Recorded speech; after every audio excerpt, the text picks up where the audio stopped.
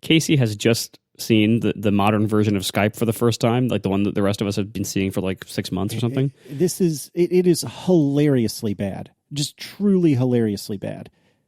I can't. There's the entire window is one humongous pane of blue that shows Marco's floating head until I mouse over it, and then I get a whole bunch of what the cool designer kids called fabs. Are you familiar with this trend, Marco? No, like that. Not like silicon manufacturing production facilities, but like something else. No, floating action buttons, Marco. It's the new cool thing. Oh, God. Is that so when I hover and get all these round things, that's what these are?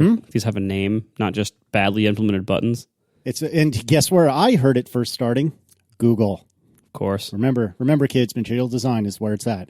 Anyway. Wait, so why are heads in fabs that aren't buttons? I don't know. That look identical to the buttons, except they have our heads in them? Oh, this is truly heinous. And why is John's head floating in the middle of the screen while your head is up on the upper right next to mine? Well, see, you're my floaty guy title, and John is just relegated to the corner. And also, didn't the previous version indicate to you who was talking? Yes, that's correct. So if you were on like some big conference call with a bunch of people you didn't know, you could tell who's talking, which is really nice.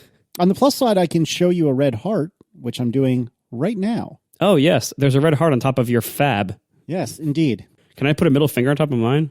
It's a thumbs up. I can only do a thumbs up. Why?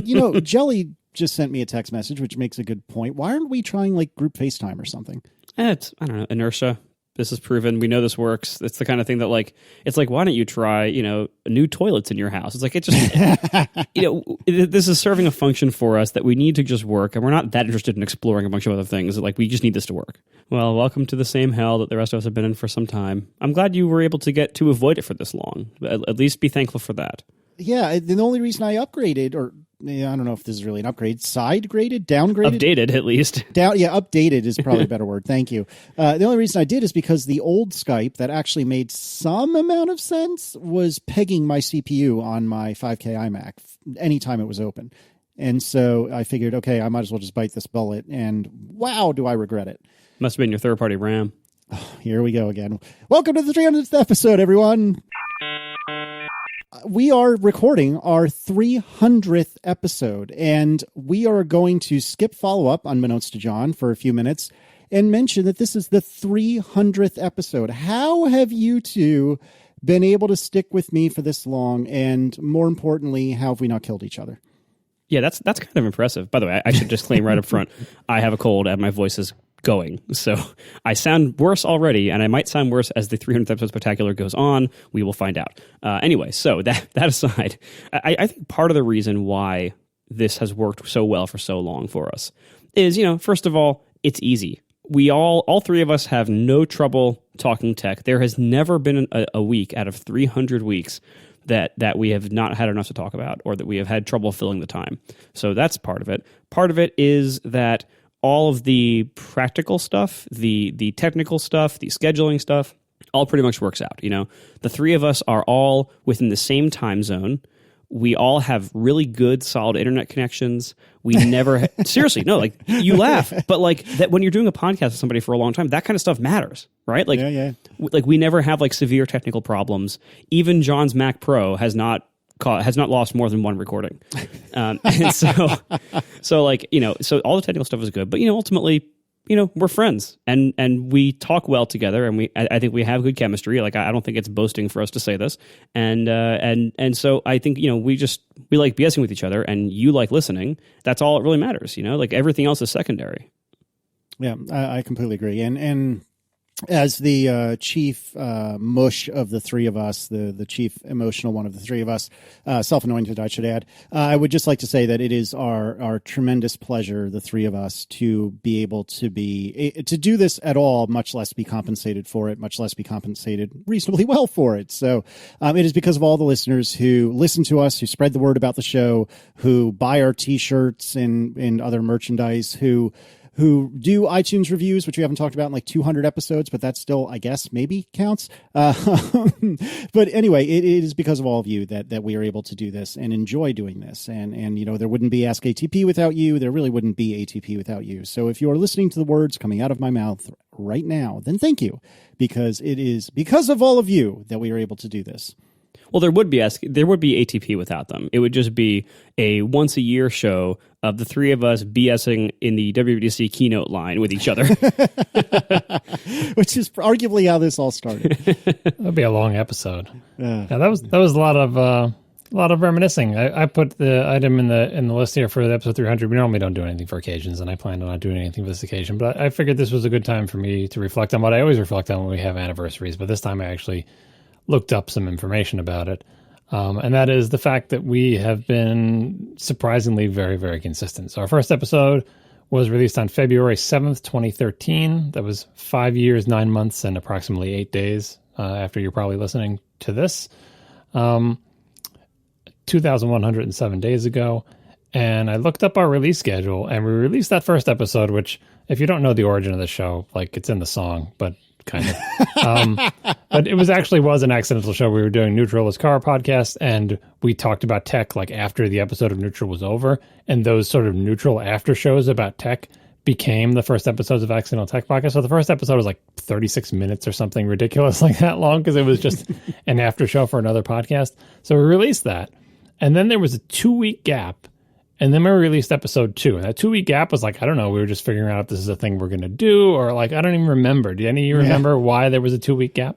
Well, the first episode was like on SoundCloud. Like, we didn't even have a website or anything set up because we didn't think it would be a thing. We're just like, hey, we kept the recording going after Neutral and talked about tech in a way that maybe our audience would want to hear. Let's just put it up somewhere and see what people think. Well, slow down, though, because if my recollection serves me, and I have a terrible memory, that wasn't we that decided that. That was 100% Marco that decided to just throw this up on SoundCloud. And you probably ran it by us. Like, it's not that you did it in a nefarious way.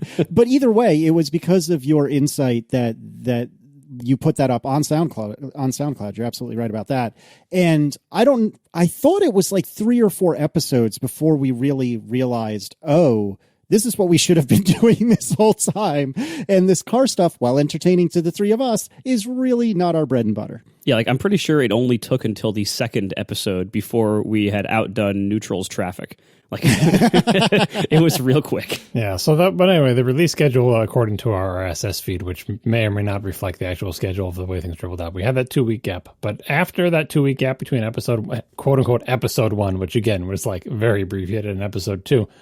After that, from episode 2 through episode 300, we have done 1 episode a week for 5 years, 9 months, and 8 days. That is ridiculous. And it doesn't mean that we do them all exactly on a Wednesday, because we have vacations and we arrange things. So the bottom line is there are, 52 weeks in a year, and every year we're putting out 52 episodes for 5 years.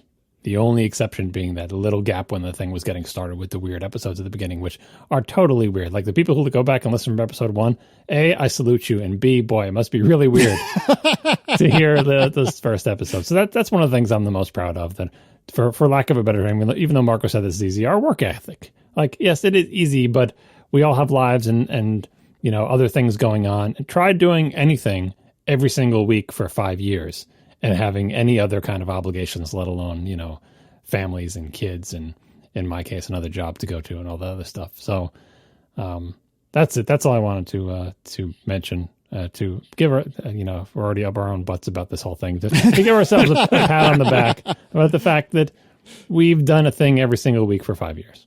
Yeah, I'm very proud of that. And we cheat a little bit by, like, like, if there's a holiday or somebody's traveling, we will, like, double record 1 week and, like, maybe, release it, like, a little bit later. But yeah, but we're just trying to provide a consistent product. 52 times a year, you'll get an ATP episode.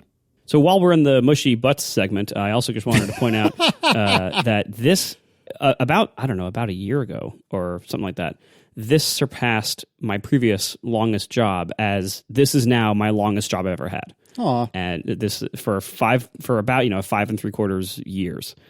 Previously, Overcast is the runner-up, because I started Overcast only a few months after we started this show. It wasn't launched yet, but I started working on it like roughly that June. So Overcast started roughly June 2013. So that's about 5.5 years. And then Instapaper was next longest. Tumblr was actually the least long until I go all the way back to my job in Pittsburgh. That was only 2 years, but Tumblr was a little over 4. Newspaper was 4.5, Overcast 5.5, and ATP about 5 3/4. So this is my longest job I've ever had, and it's going to stay that way for a long time, probably because Overcast started after it did. So yeah, it's pretty cool. It just occurred to me just this moment. That's true for me too, because my longest stint was. When I first moved to Richmond, I worked for a company for 4 and change years or something like that. So I knew that this was the longest for you, and that's because, Marco always changes his job, But no, actually, for me as well, it's the same story. It just occurred to me now. I never even realized that. Wow, that's wild. Got a while to go to catch up with me. I think I'm about double that in my current job. Oh, wow. That is a long time. Mm-hmm. It's a lot of pearl. It's a lot of pearl. All right. So I when we had come to the realization that we were approaching episode 300, we all kind of looked at each other, well, as much as you can inside a Slack chat room, but we all looked at each other and said kind of, are we going to do anything? And in typical ATP fashion, the answer was basically no. But I was trying to rack my brain for something. I did something. I looked up things. That's true. That's something. I computed all of these job durations.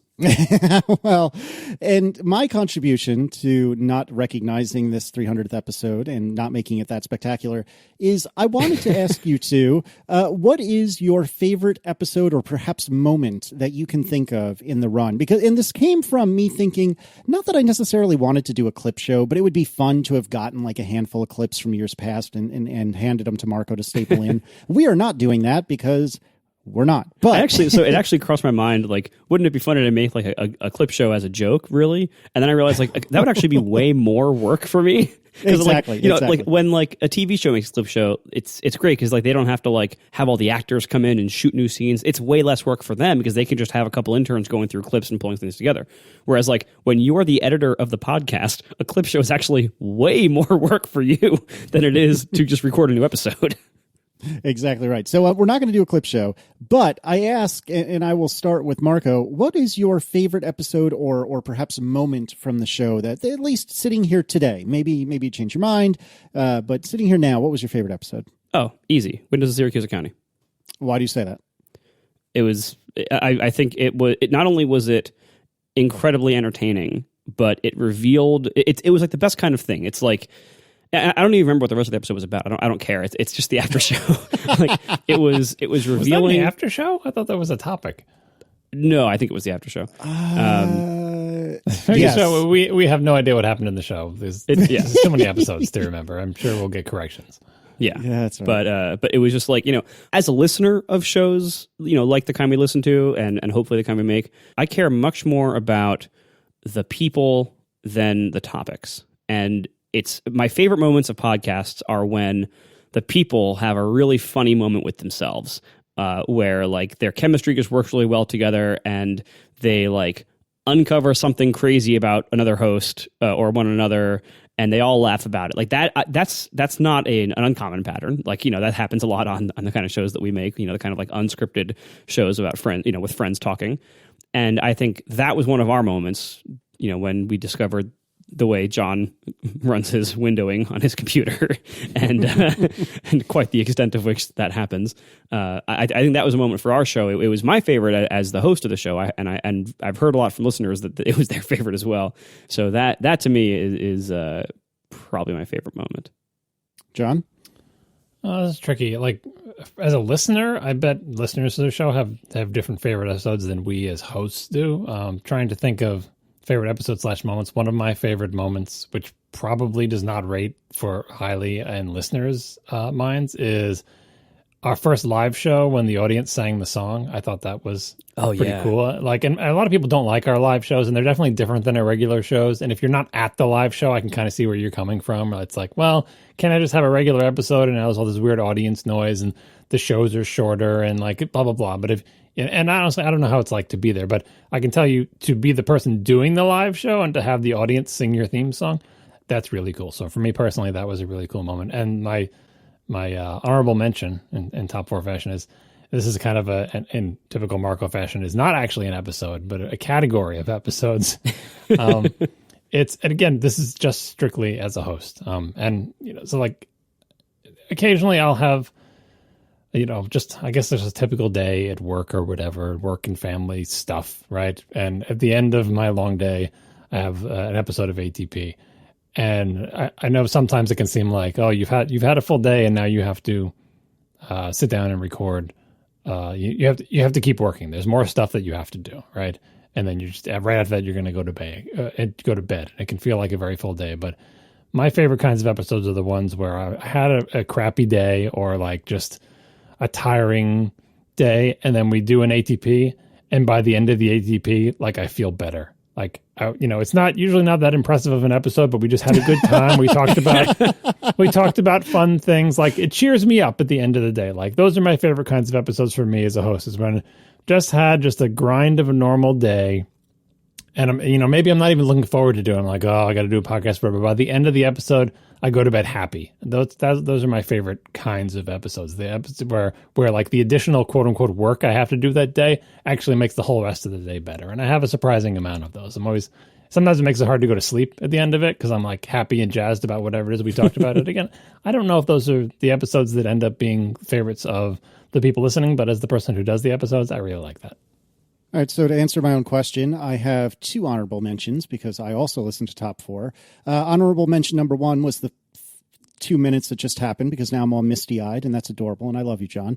But my other honorable mention actually is exactly what John said, that when the audience sang to us, was it 2017? It was not this year. That was the WWDC 2017 show. Okay. That was... Like, on the one side, I think all 3 of us kind of expected it to happen, but actually witnessing it happening was utterly bananas, and extremely, extremely cool. And to be in front of 1,000 people that are genuinely jazzed to see you and your 2 really, really good friends is a really messed up feeling in the best possible way that I don't know how to describe. And that is a true honorable mention. But if I had to choose only one moment, I can tell you off the top of my head, it is the end of episode 96, which is called The Windows of Syracuse County, because as Marco said,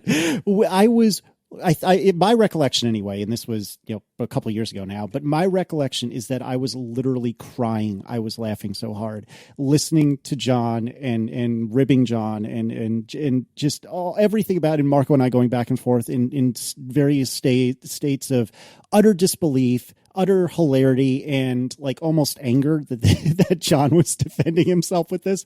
And you have to understand that what was, John, the episode of Hypercritical that involved Syracuse County? Do you remember off the top of your head? Bridges of? Okay, there you go. Right. Okay, because it was Madison County and knockoff on Madison County. Is that right? Mm-hmm. And so because of that episode, Bridges of Syracuse County, for the longest time, and this actually still kind of happens sometimes, and that was episode 15. Holy smokes. I didn't realize it was that early in Hypercritical's run. So anyway, episode 15 of Hypercritical was Bridges of Syracuse County. And so every time we had somebody in the chat room, suggesting titles for all of these ATPs, for 95 episodes, they would always come up with, something of Syracuse County titles, to the point that I coded the showbot to give a snarky reply about, oh, you can do better than that, anytime somebody suggested that.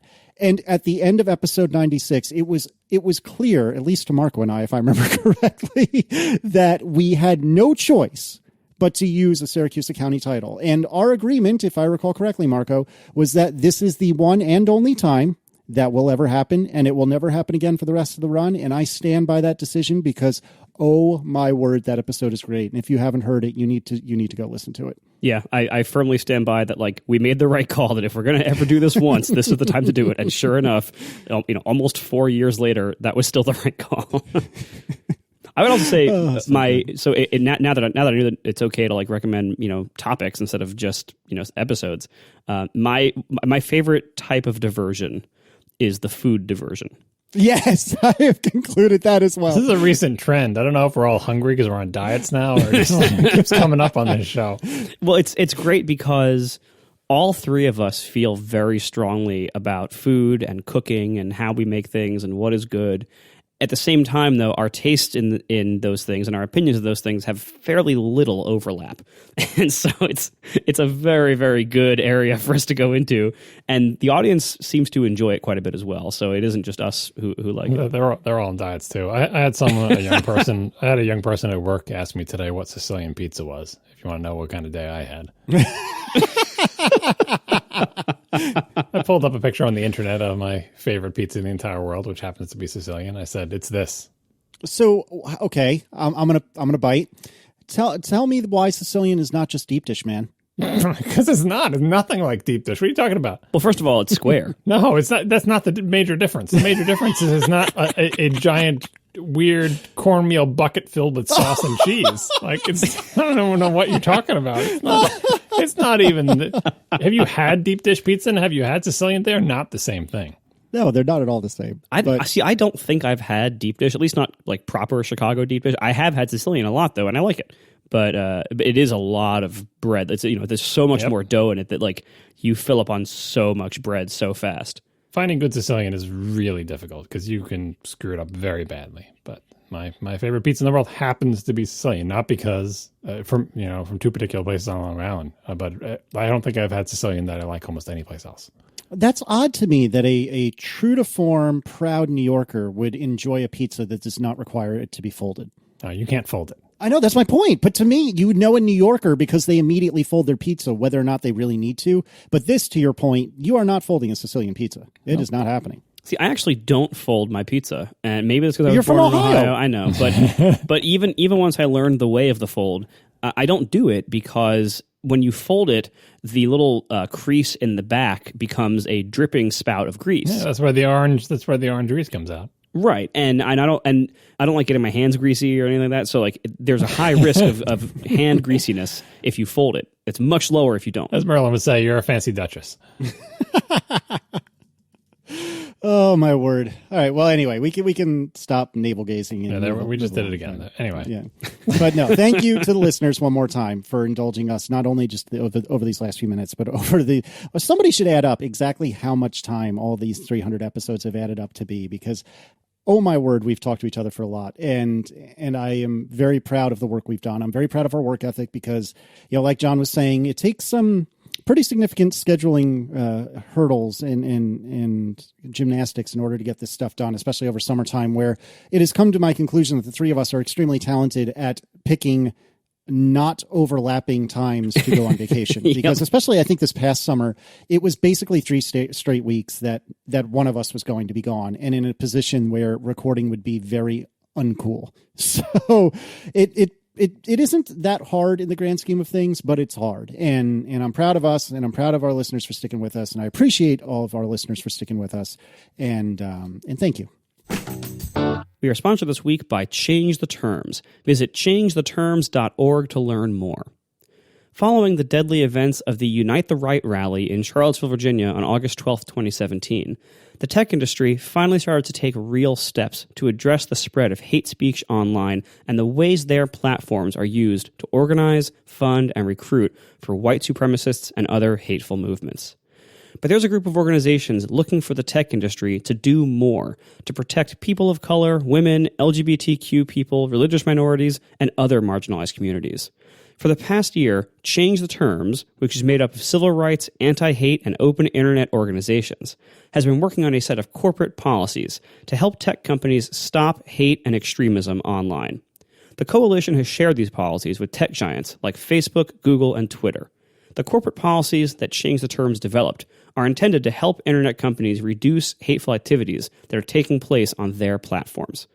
By implementing and following these policies, tech companies can help stop the spread of hateful activities via social media, web hosting, and online financial transactions.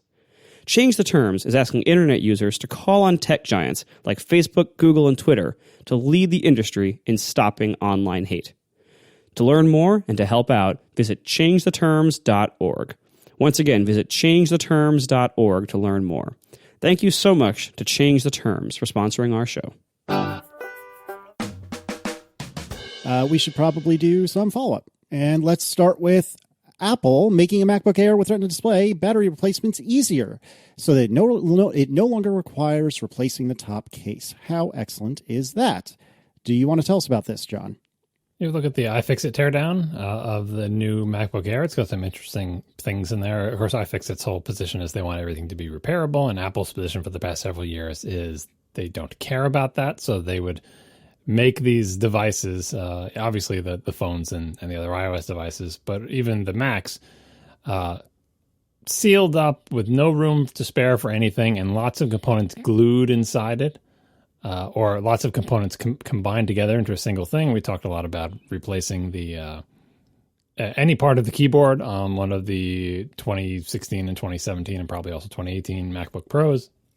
That you had to replace the entire top case. You couldn't just replace the keyboard part of it because everything was all glued together. So the new 2018 MacBook Air has some interesting developments, sort of reverting to a simpler time of Apple laptop design, where the batteries are, so there's lots of things that are still glued in there, like the speakers and the batteries, but they're on these little, I don't know how to describe it, but you guys know those 3M strips where you can like put a hook on the wall, but they know that you're going to have to take it off because like command you rent the apartment, whatever. And there's a little pull tab at the bottom of it, and you pull, like there's adhesive on the back and you stick it to the wall, but there's a little dangly bit of the adhesive that hangs down. You grab that little dangly bit and pull, and it stretches the adhesive out. And in the course of stretching it out, it lets it disengage from the wall in theory without damaging the wall. So a whole bunch of the components, including the batteries and the speakers inside the MacBook Air, have these little pull tabs on them, which is way better than the thing being glued down there and having to like pry it up or melt the glue. Like they're designed with the knowledge that, look, you might need to replace a battery on this. And actually the MacBook Air has two batteries, one on each side of the laptop, that you can replace individually. Same thing with the speaker assemblies. They've done this for a while, but it was noted in the MacFixit thing as well, that the ports, like the things, the precious few ports that are even in this thing, are all on secondary circuit boards. So if someone jams something into one of your USB-C ports, or someone breaks off the headphone thing and the precious headphone jack that's on the side or whatever, you don't need to replace the entire motherboard, such as it is. You just need to replace this tiny, tiny little daughter card that's connected by a ribbon cable to everything else. So lots of Apple laptops have done that for a while. And just in general, the ability to get into the thing and take pieces out and replace them is better than it has been in the past. And this is especially impressive considering that the MacBook Air is not a roomy machine. It's not like, well, this is the big one where there's tons of room. No, it's very skinny and things are very tightly packed, but it is better designed for repairability than the other ones. So I thought that was worth noting because it is a trend in the right direction. That also brings up a secondary topic. This is based on some conversations I think people have been having in Slack lately and elsewhere. Like how the MacBook Air that we see now, is this a product that was started many years ago and it has finally come out? Or is this a product that was created in haste based on feedback from the beginning in 2015 line of laptops? Obviously, Apple's never going to tell us. But looking at the inside of the thing, I don't know. I'm thinking there are some things to suggest that this was not a hastily slapped together laptop.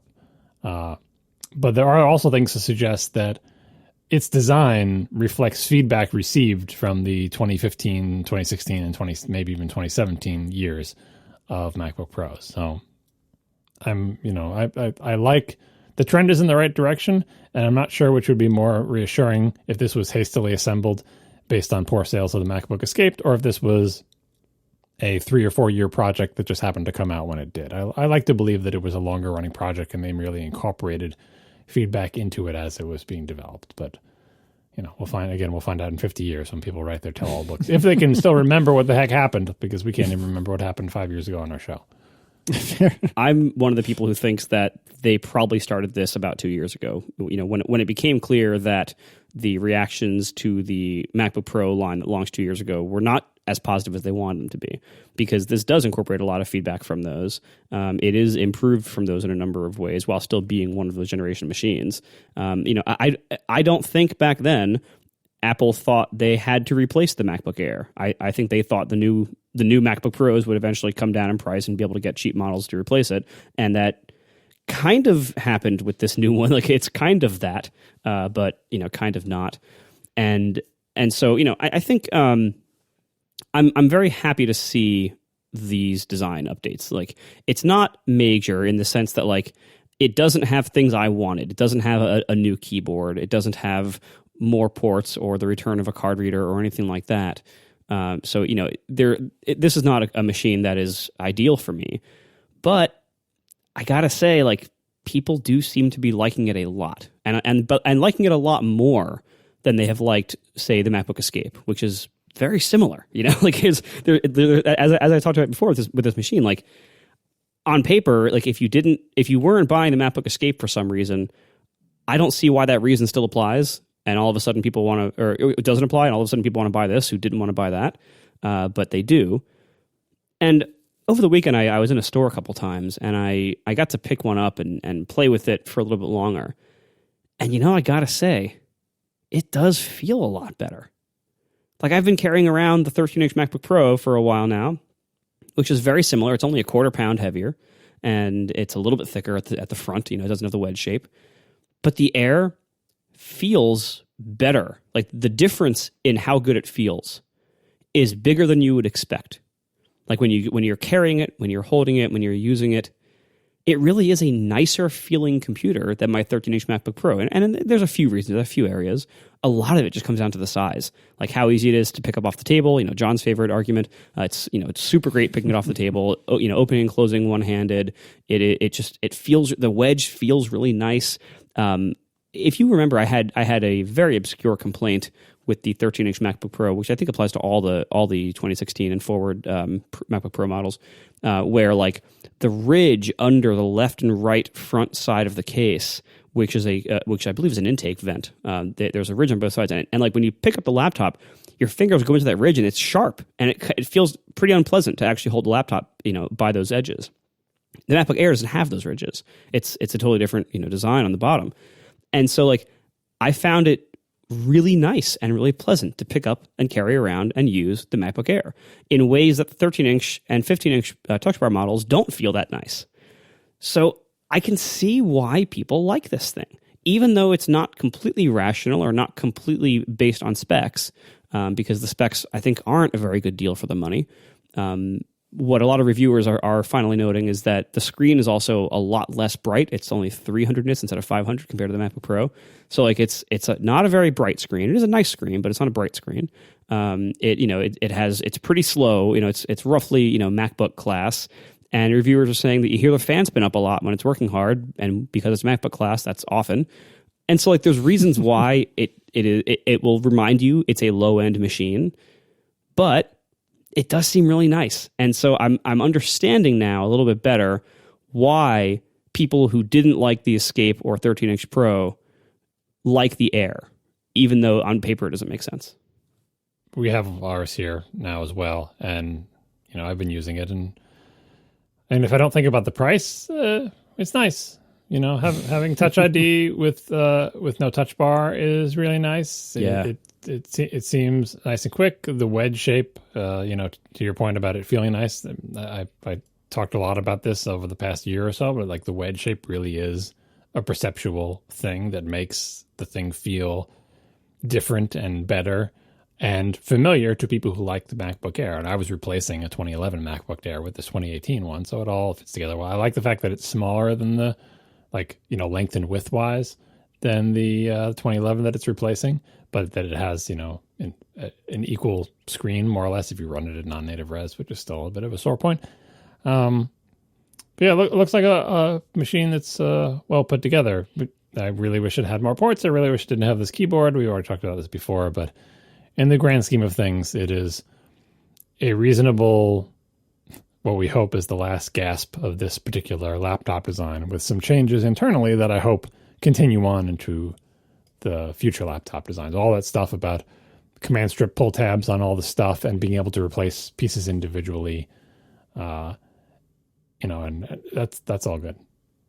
Yeah, especially, like, for the MacBook Air line, you know, like I mentioned, you know, when we were talking about this new model, like, the MacBook Air needs to be especially serviceable and especially rugged and durable because it is used so often in places like schools where you really where they're going to get beaten up. A lot of kids use them, a lot of careless adults use them, or they use it in environments that are just difficult environments, and that's why I think the butterfly keyboard is still a huge problem on this machine. But other than that is now my only complaint about this machine. Everything else seems like they really addressed the needs of the MacBook Air market pretty well, at least as well as modern Apple could have.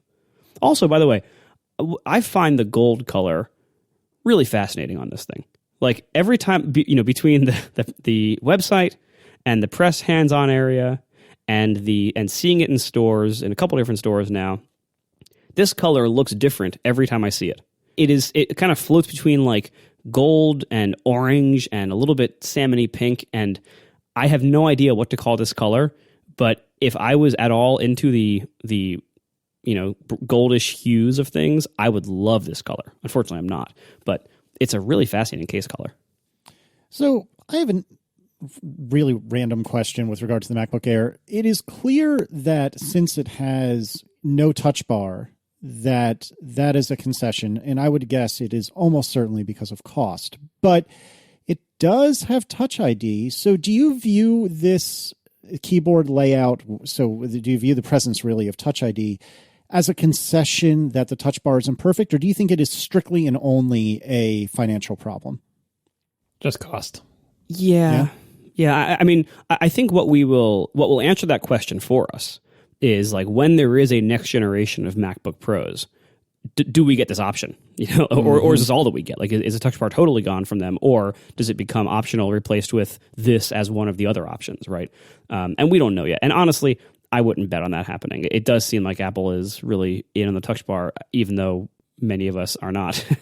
But I don't know. I think in this model, it's very likely to just be cost. And even if they could have put it in there and maintained pretty good margins otherwise, I think they probably didn't put it in for market segmentation reasons. Like the touch bar, whether or not it costs them extra money, it is used to justify higher prices on the higher end models.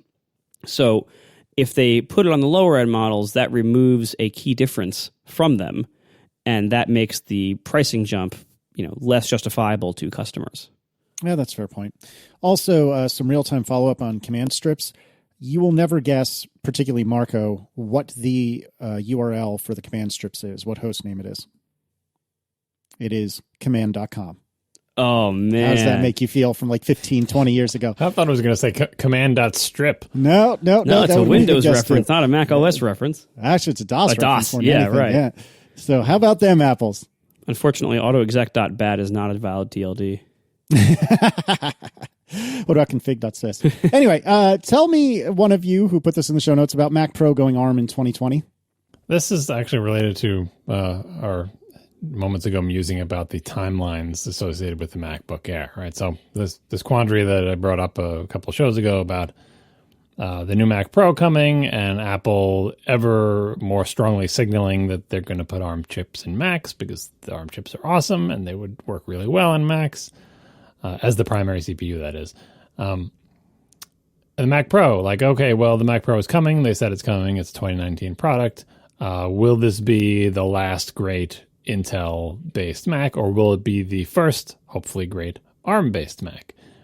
And this is me getting nervous about buying it because both cases have upsides and downsides. Obviously, if it was the last great Intel Mac, it's kind of weird to be buying the last of a generation, but then it's kind of good to get just one more Intel Mac. And if it's the first ARM one, it's like, well, was it going to run all my software? How's it, all sorts of other issues related to being ARM. So both of them are exciting and scary for various reasons. But the ARM thing, a lot of people say, well, how can they be ready to have an ARM Mac? Yes, I know we've been waiting, 2 years for the Mac Pro, but if they just decided 2 years ago that they're going to do a Mac Pro at all, that's not enough time to make a Mac Pro caliber ARM CPU and to make a new Mac and to ship it all. It's just not, right? And that makes sense, right? But in thinking about timelines, you have to remember the butterfly effect, alternate timeline where the Mac Pro never existed and Apple never decided to make another one. And that timeline, which was our timeline for a long time, the iMac Pro was the only Pro Mac at the top end, the Pro desktop Mac. The decision was, 2 years ago, oh, actually, that's not enough. We have to make a proper Mac Pro with a separate display and all that other business, right? But before they made that decision, it is conceivable that they said, we're going to do the ARM transition, and, in 2019-ish, 2020-ish, we want to release our first Macs with ARM processors in them, and, maybe one of them will be at the high end. So their plan could have been, okay, in 2019 or 2020, that's when we'll release the iMac Pro with an ARM processor. And that ARM processor could have been in the planning and design stage 5 years ago, right? So I feel like the decision to make a Mac Pro can be entirely separate from the much more distant past decision that Apple made to bring a high-end ARM chip out suitable for its high-end desktop computers. And that you decide to make a Mac Pro, it's not impossible that it could be ARM, provided that the previous plan was to bring out an ARM iMac Pro. And so that's got me thinking more seriously about the prospect of the new Mac Pro being ARM, whereas before I couldn't think about it seriously at all because there's just not enough time to make a pro caliber ARM processor. But if I just think, well, it's just going to use the one they would have otherwise used in the iMac Pro, and that one they started planning 5 or 6 years ago. That at least is conceivable. Is it true? Do we have anything to support it? No, I'm just musing or whatever. But I thought I would bring that up just because it's something that I hadn't heard offered on this show or elsewhere, and it makes me start entertaining for real the idea of an ARM Mac Pro, even though I still think it's a distant second to the much more obvious choice of it just being, a Xeon. Is there a particular preference that you have? If they called you in and said, John, it's up to you. ARM or Intel, what are we doing? ARM would definitely be more exciting, and also you have to believe that ARM would be faster at this point, right? Like that if they did have a pro caliber, 16-core ARM CPU, but I'm scared about compatibility, and I'm as weird as it would be to have like one of the last round of Intel Macs. I don't know. I'd probably be okay with it. I'm okay with either one. Like they're both exciting for different reasons. I wouldn't be super disappointed. It's not like I wouldn't buy it if Intel Mac Pro comes out and then like 6 months later the ARM MacBook Air comes out and it's amazing. I'm not going to mind about that. Like I don't know. I don't feel like I have a strong preference. The ARM one is more technologically exciting, but the Intel one will probably be a more useful machine for longer. And I don't plan to keep my next computer for 10 years like I've kept this one. Like it's never the plan. 5 years maybe, 3 years maybe, 10 years no. That is never the plan. Just things have gone awry. One question I had about I was thinking the other day, there was some interview. I think it was the Ars Technica interview of Anand Lalshimpi and Phil Schiller talking about the A12X and how awesome it is. And I was wondering they mentioned one of the reasons why iOS is able to be so fast is that it has a unified memory architecture between the CPU and the GPU. There's just one bank of RAM, and it's very fast, one bank of very fast RAM that is fast enough to be video RAM that is also used as the main CPU RAM. And that way, like in PCs and Macs, the GPUs have their own separate banks of video RAM, and you have to be shuffling data back and forth over these buses to get data from main memory or from the CPU, to the GPU texture memory or video memory, and vice versa. If you do computation back and forth and everything, and so that shuffling data back and forth between main memory and video memory is like a major performance bottleneck, and there's a lot of effort that needs to go into optimizing for that when you're designing stuff that uses the GPU on Macs and PCs. And with iOS, it's just way, way simpler because it's just one bank of RAM that's all super fast that the CPU and GPU can access. So I was wondering, in a situation where they go to ARM for Macs, would they go to a unified memory architecture also? No, like the old term for that, I wouldn't consider it a unified memory architecture. I guess shared memory? The shared memory architecture is the pejorative term for it. It's like, oh, well, cheap computers can't afford to have dedicated VRAM, so they just share the RAM between. Like that was, for many years, that was the slam against the low-end Macs. It's like, but you don't get dedicated VRAM. Right, because integrated GPUs usually do that. Right. They have to, because where else do they don't have room for a bunch of VRAM. But well, some of them have their own little RAM packages packages now. But at the high end, like you can buy GPUs with 12 gigabytes of RAM of some just for the GPU, like separate from the system memory. But those are like Mac Pro level GPUs. Like what do gamer ones have now? Like 3 or 6?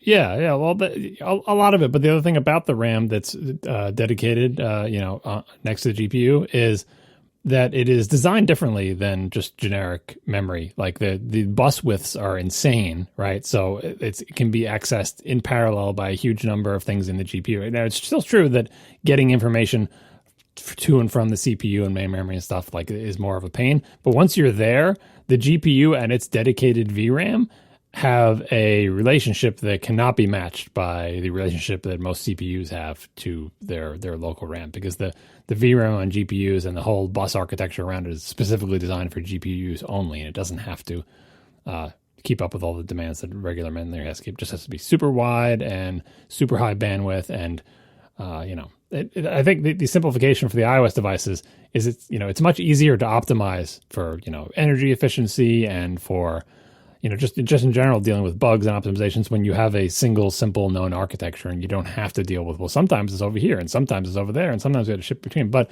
part of the point of Metal, there are many purposes to Metal, but one of them is making more efficient use of the bandwidth between a CPU and a dedicated video card in terms of command sequences and how many times you have to communicate back and forth between the two areas. So I think on the high end, things are still going to necessarily be more complicated for a long time to come.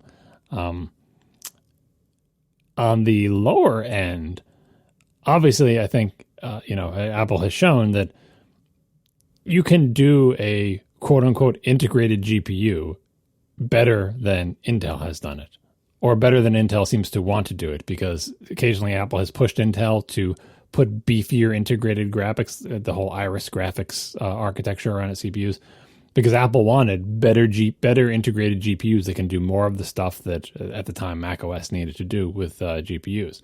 Apple can do better still, as it's shown with its iOS devices. So I think on all but the highest of high end, Apple can do a pretty good job of its quote unquote integrated GPU being sufficient, certainly through the whole MacBook line and the MacBook Air, maybe even well into the MacBook Pro line, especially with the ability to use external GPUs. They could just say, look, the new Pro way to do it is we give you a pretty awesome integrated GPU on your ARM MacBook Pro, and if you need something even beefier, then do eGPU. I think that is a reasonable position, and we'll have all the wins that you talked about in terms of simplification and optimization and battery life, hopefully, and all that other stuff. So the prospect of an ARM Mac, again, looking at the new iPad Pros, the prospect of an ARM Mac has never been more tantalizing and easy to see, because if you look what they've been able to do in a completely fanless 5.6 millimeter thin slab, it's like, what could they do with a full laptop with a huge battery and two fans in it? The power would be unbelievable. Well, see, that's why I think, because the ARM designs would most likely, first of all, they would most likely lack Thunderbolt, because Thunderbolt is an Intel technology, and I think Intel's now willing to license it, but money can fix that problem, like I said before. I believe in the power of money and Intel's need for that money. Well, sure. But, because they would lack Thunderbolt probably, at least at first, and they would also probably lack a lot of the huge high bandwidth PCI Express lane arrangements. I know internally, I think modern iOS devices do have PCI Express, but I don't know if they would have so many lanes of it that they could they could offer Mac Pro level just bandwidth and throughput to things.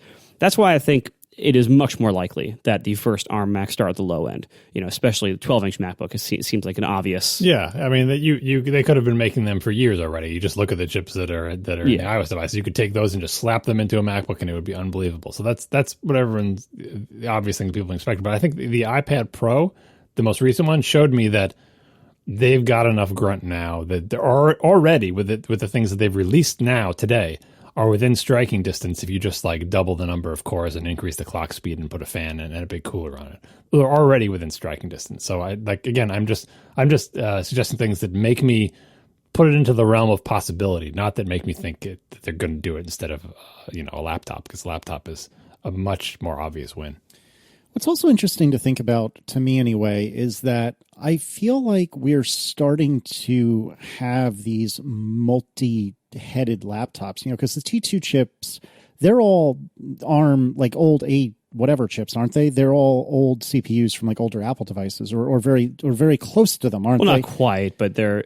I think the T2 is like roughly an A10 in performance. It's not like they didn't just literally take those chips unmodified, but I think architecturally, I think it is roughly A10 class. Yeah, the CPU cores. That's why how they're classifying them. Yeah, it's not an A10 system on a chip, but if you look at the CPU core part of it, it looks like the same architecture as the cores that were used in the A10. Yeah, so that has kind of come out of nowhere over the last couple of years, and it seems like the T chips are taking on more and more and more of a role within Apple laptops. So do they just kind of envelop them, like, white blood cell style? Like all of a sudden there's no Intel chip left, or the Intel chip is only for things that haven't been compiled for ARM, which I know it's not quite that simple, but just for the sake of discussion, over time, does the T2 chip kind of just subsume and consume whatever the needs of that Intel was previously serving? You got such a big power budget inside a laptop, you can have the T2 and the right. That's my point. Regular system on a chip. Like you can combine them, but having them both is not entirely insane. I mean, it's a little bit insane. Like the thing is that the T2 is basically running the show in the new Mac architecture. Like it's the thing that starts the computer and it's the thing that starts the Intel CPU, right? So it is the computer at this point, and the Intel CPU is basically the coprocessor, right? In terms of the secure startup process and validating the images and doing all that stuff, right? So, a cleaner architecture would be, okay, well, now you go to the big hunkin' ARM CPU and the Intel one is out of there, and you just need one of those because you put all the different things that you need inside it, whether on a system on a chip or on a package with multiple dies inside it or whatever. And there's no reason to have one dedicated little thing that starts up the computer in a secure way and kicks it off to the other thing. You can just combine it into one. But for practical reasons, in the short term, it may be more expedient to go with an arrangement with two ARM chips. The Intel chips, though, the whole point is you got to get them out of there because they cost a lot of money and they use a lot of power, and they just need to get them out. Like, we're all hoping that they'll be able to emulate Intel on ARM processors in some way that isn't super duper painful, because that's kind of essential for the transition. Real-time follow-up is an article someone just put in a link to remind us that I think we talked about this on the show. This is from 2017, that Intel is making Thunderbolt 3 royalty-free. I don't know what the details of it. I think they mostly just mean in terms of if you want to make devices that, use controller chips and stuff like that. Does it also mean if you're going to make host computers? Maybe. Anyway, the point is Intel is already opening up Thunderbolt more than they had in the past, which means that they want it to be widely adopted, which means they're even more amenable to any kind of arrangement they might need with Apple to, again, if Apple says, we're not going to buy CPUs from you anymore, Intel, although they'll be cranky, is probably going to say, well, you'll still buy modems from us, right? Or, sell modem chips. Are you interested in licensing, some sort of Thunderbolt controller chip or technology that we have? Like, Intel still needs to sell things, right? They're not, if they can't, once they failed to change Apple's mind, they're not just going to go away and never have a relationship with Apple again. They still want to sell Apple stuff so they can make money and stay in business because Apple's got all the money. So I'm very hopeful about a continuing fruitful relationship between Intel and Apple in areas where it needs to exist. We are sponsored this week by Fracture, who prints your photos directly onto glass. Visit fractureme.com/ATP for a special discount on your first Fracture order. Almost everyone takes and shares pictures, but very few of those pictures these days end up actually being printed, and even fewer end up being displayed anywhere. Focus on the moments that mean the most in your life by turning your favorite digital memories into meaningful photo decor. Fracture prints are made by printing directly on glass and come ready to display right out of the box. They even include the wall hanger if you need that. Fracture prints are awesome. They're all over my office, all over my house. They also make incredibly good gifts for almost anyone. So these are a must-have for your holiday shopping list. And please, if you want to get a holiday order in for Fracture, hurry up and do it soon, because All Fracture prints are handmade by human beings, by nice people in Gainesville, Florida, from U.S. source materials in a carbon-neutral factory. They're a green company. But this also means that in the holidays, because they're, human-made, they can get backed up. And so if you want a really great holiday gift, and Fractures do make amazing gifts, you want to get that order in ASAP. So check it out today at fractureme.com/ATP. That will get you a special discount on your first Fracture order. And again, I can highly recommend these. They're all over our house. We've given a lot of them as gifts. People love them. They look great. The glass is edge to edge. The print goes edge to edge, and it's not heavy glass. It's very lightweight glass. You don't have to worry about difficulties hanging it. I've never had one break in the mail. They're very well packaged. Of course, they have great support if anything happens, but I don't think it will. So once again, check it out today. fractureme.com/ATP. That will get you a special discount on your first order. And don't forget to tell them that you came from here. They will ask a one-question survey after checkout that basically says, what show sent you here? Make sure to pick ATP. Thanks again to Fracture for sponsoring our show.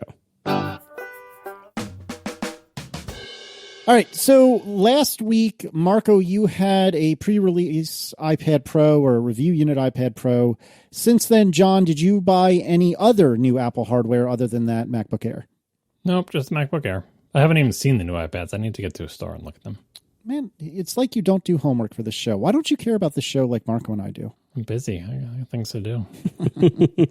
I have also purchased an iPad Pro. I've purchased an iPad for the first time. Well, actually, my most recent iPad Mini was a gift, so I haven't purchased an iPad since, I think the first Retina Mini, whenever that was, 18 years ago. But I purchased an 11-inch iPad Pro, 256, cellular, space gray.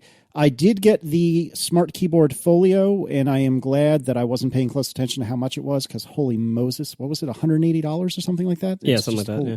Hilariously expensive, actually depressingly expensive. I did not get a pencil because I don't think I really have a need for one, and maybe I'll be convinced I'm wrong. Plus, the holidays are coming up, and that could be an expensive but useful gift. But I do have this iPad Pro.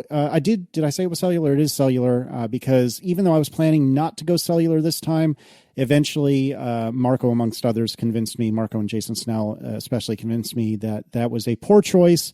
And certainly my own experience for buying iPads for the first few years is that when I didn't go cellular, I regretted it. So I did go cellular. People in the U.S., interesting tip, if you're cheap like me and don't want to add, $10 or $20 monthly to your cell phone bill, T-Mobile actually allows you at least once, I don't know if it's more than once, to buy for $10 one time, to buy, I think it's a 5 gig, 5-month pass. So it's like one of those, I want it just for today and then it disappears, or I want it just for this week or this month and then it disappears, a prepay plan. But T-Mobile offers you a 5 gig for 5 months for $10, which is, I think, an unbelievably good deal. And I am really excited about that. T-Mobile in the past had offered 200 megs for free every single month, which they don't do anymore, which is too bad. And because everyone will ask, why not tether to your phone? Because even with it being easy enough to just go into settings and say, tether to my own iPhone, please, that is still way more annoying than just having it built into the iPad. And yes, it is possible. And yes, I do still tether this to my phone from time to time, say if I'm watching a video or something like that. But Marco, in private conversations with me, and Jason Snell in private conversations with me, were right. Having cellular is so much nicer. So that's what I bought. And I have some more impressions or some thoughts about it. But Marco, why don't you tell us what you've learned since we spoke last week? I don't really have much else to say about the iPad. I did a whole video review of it. I like it a lot. I mean, I've been using it now for, about a little over a week now. And, it's not perfect. There's some things that obviously there's some nitpicks I have.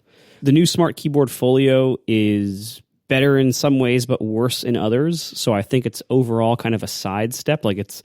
It's way better on your lap than the previous one, but it's not as good on countertops. So that's kind of eh. It also is significantly bulkier around the back, which I don't love. But actually using the new iPad, I just think it's awesome. I love using it. I love the way it looks. I love the way it feels. It's just really, really nice. Face ID, just like on the iPhone, Face ID is kind of a mixed bag, but mostly positive. I do frequently cover up the camera with the way I hold it in landscape, but but it's also like way faster than Touch ID in other cases, or it's more convenient in other cases.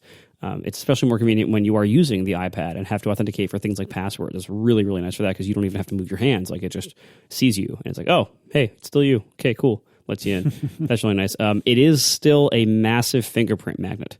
The oleophobic coating has not changed at all. So it is still the same fingerprint magnet that the previous generation was, that every iPad Pro has been, because they changed their coating to make it pencil compatible.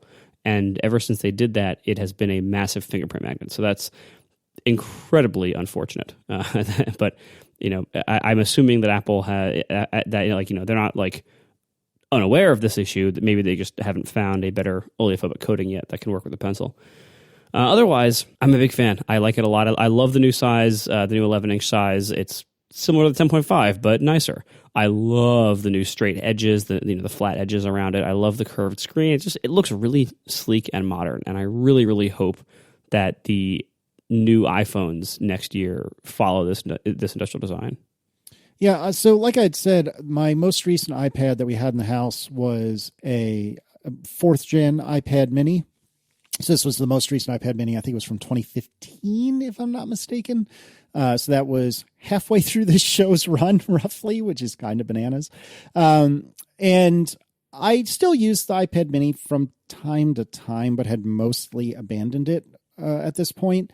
And I did get this iPad Pro because the hardware was just too good looking and too sexy to pass up. And so I got it on launch day. I just sauntered into the store and made it happen, thanks to my business contact there.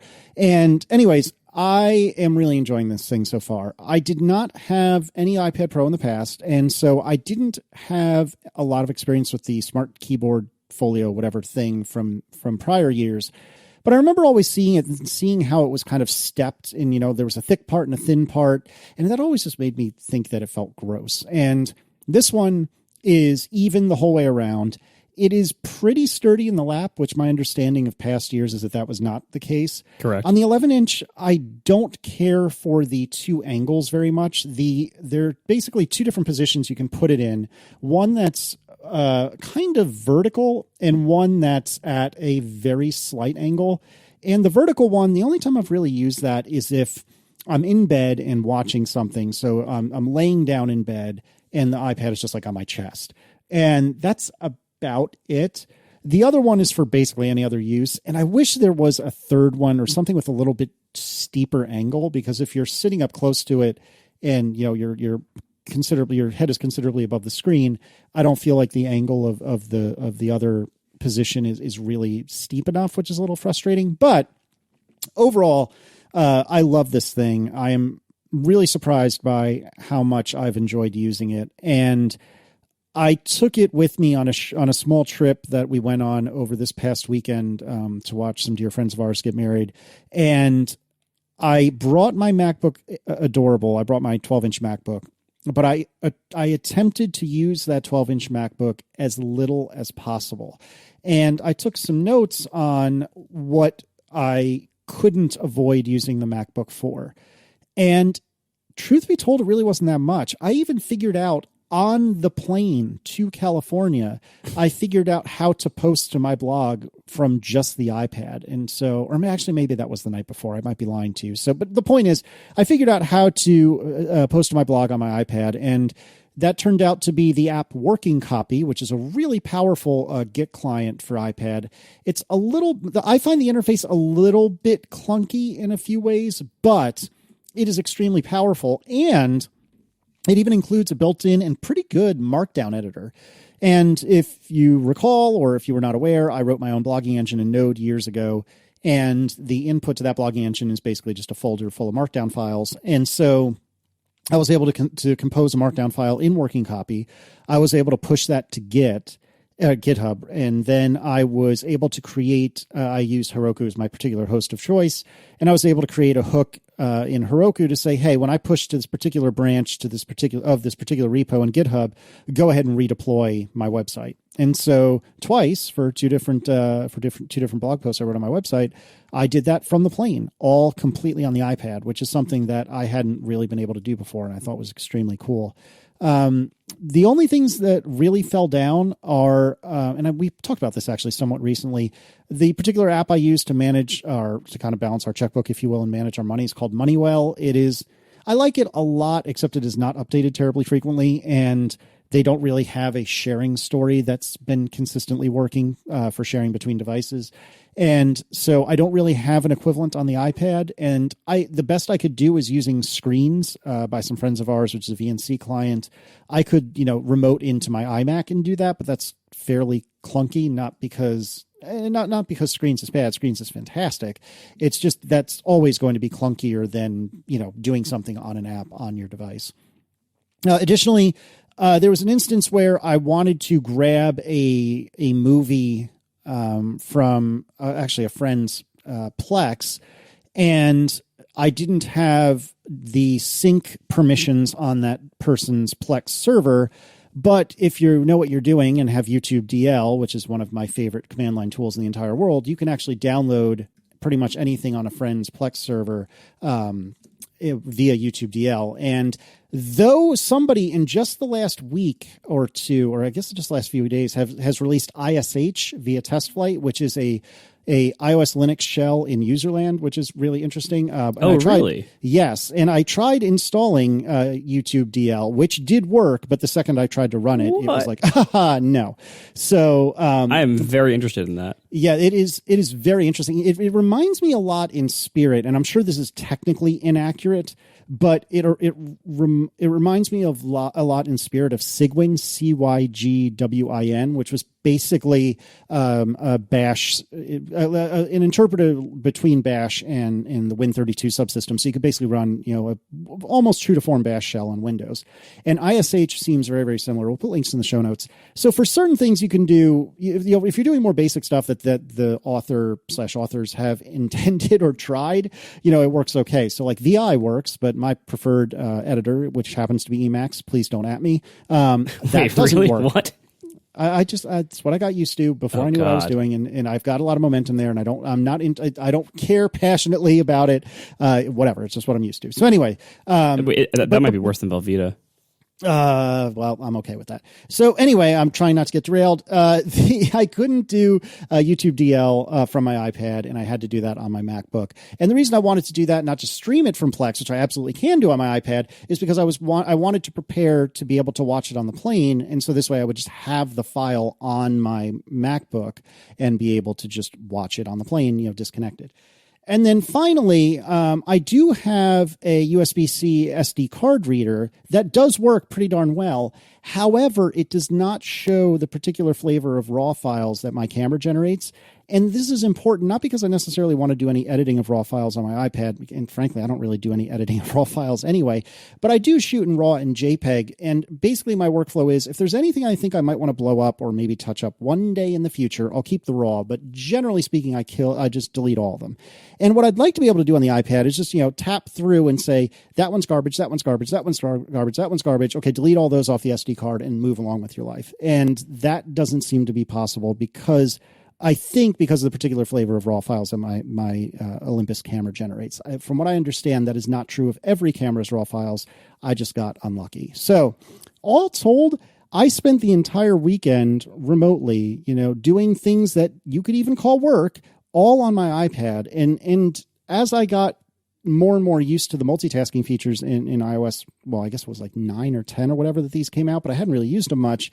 It's pretty powerful, and I do like it a lot. It is not always as quick as my MacBook is, but especially now that I actually have a keyboard attached to my iPad, because again, I've never had an iPad Pro before. It is, and this is what Marco actually had said just an episode or two back. Once you have a keyboard connected to your iPad Pro, it changes everything and makes it so much better a computer than it was before. So all told, 2 thumbs up for this thing, man. I really, really like it. And I can't stress enough, and I think I said this last episode, I am really looking forward to iOS 13 or whatever's coming next year, because I just get this sneaking suspicion that a lot of these pain points are either going to go away or be a lot less painful in the future. I still just want to use my iPad as an iPad, and I'm still holding out hope for an iOS laptop. Like, I understand the utility of having the keyboard. I mean, my wife uses it, and I totally get it. But like, to me, like as good as it is, and how much it changes how the iPad is, I think it would be better still if it was an actual, hinge laptop thing.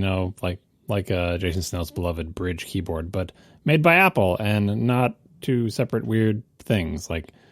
Not that I have a yearning for that, but I feel like that's the point at which I will start entertaining putting a keyboard on it, because in my life, the role that the iPad fills is the role of the tablet, where I do stuff that doesn't require typing on a keyboard. Although I do answer short emails and stuff and send people messages or whatever, and that's fine. But the whole point is when I'm using the iPad, I'm not in the computing mode. Now, if I was to go somewhere and, only bring my iPad with me, as I've done did I do it past a couple WWDCs? I don't remember. I only really use my iPad at WWDCs, but I'm not doing any typing anymore at WWDC. I'm mostly just reading things and sending random messages or whatever. So I'm still a little bit down on the whole, this turns your iPad into a heavier iPad with a floppy keyboard. So that's still not particularly appealing to me. But I do want to check out this new one because, it although as Marco determined it is heavier, but it's also flatter and not as lumping.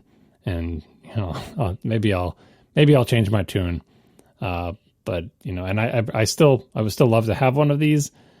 Just not sure I have a pressing need to buy one quite at this moment. I do want to see them in the store. Maybe I'll be convinced otherwise. Especially since the accessories that I was so excited about, the Smart Folio case that's getting kind of mixed reviews. Not the keyboard one, but the non-keyboard one. Mixed reviews as compared to the old arrangement. And my current arrangement that I have in the whatever model I have, like the original 9.7-inch iPad Pro, I have the smart cover, plain old, original smart cover that just goes in the front, and whatever that back shell case is, and they're matched to each other, they're the same color, and they're all this kind of rubberized material. I really love that arrangement. I would love it more if it didn't make the iPad wider and taller because it goes all around the edges, so that's why I think I like the protective sandwich, as the past episode was called. But mixed reviews I'm hearing from people about the material of the case and how it compares to the old ones, and weird issues with the bazillion magnets. So I got to go to the store and check them out. But I think I'll be able to hold off buying one. I really, really like it. And again, I can't stress enough that I do not have a prior gen to really compare to, but I really like the case. I don't think the materials are bad. I think it works pretty well, again, with my small lamentation about angles, particularly on the 11-inch. However, something that I couldn't put my finger on until I read Jason Snell's review that just came out earlier today as we record, is that it is just this like grand expanse of gray that is the cover. In fact, like that when you close it all up and are looking at what would be the front of the iPad if the cover wasn't in the way, it's just nothing but gray. There's no ridges. There's not just a slab of gray. And I couldn't figure out why I kept looking at that and thinking I should put a sticker on this, because that is not usually my thing. I did on my work laptop because who cares? It's not mine. But I've never stickered up any of my devices, and I'm really thinking about stickering the hell out of this Mike Hurley style, because it is just gray. It's just a slab of gray, and I don't really love it. Yeah, like for a device that is so creative focused and artistic focused and so fun in so many other ways, the design of the dark gray, flat, bland keyboard cover that doesn't even have an Apple logo on it. Like there was a good segment on Upgrade about this or a few days ago, or yesterday rather.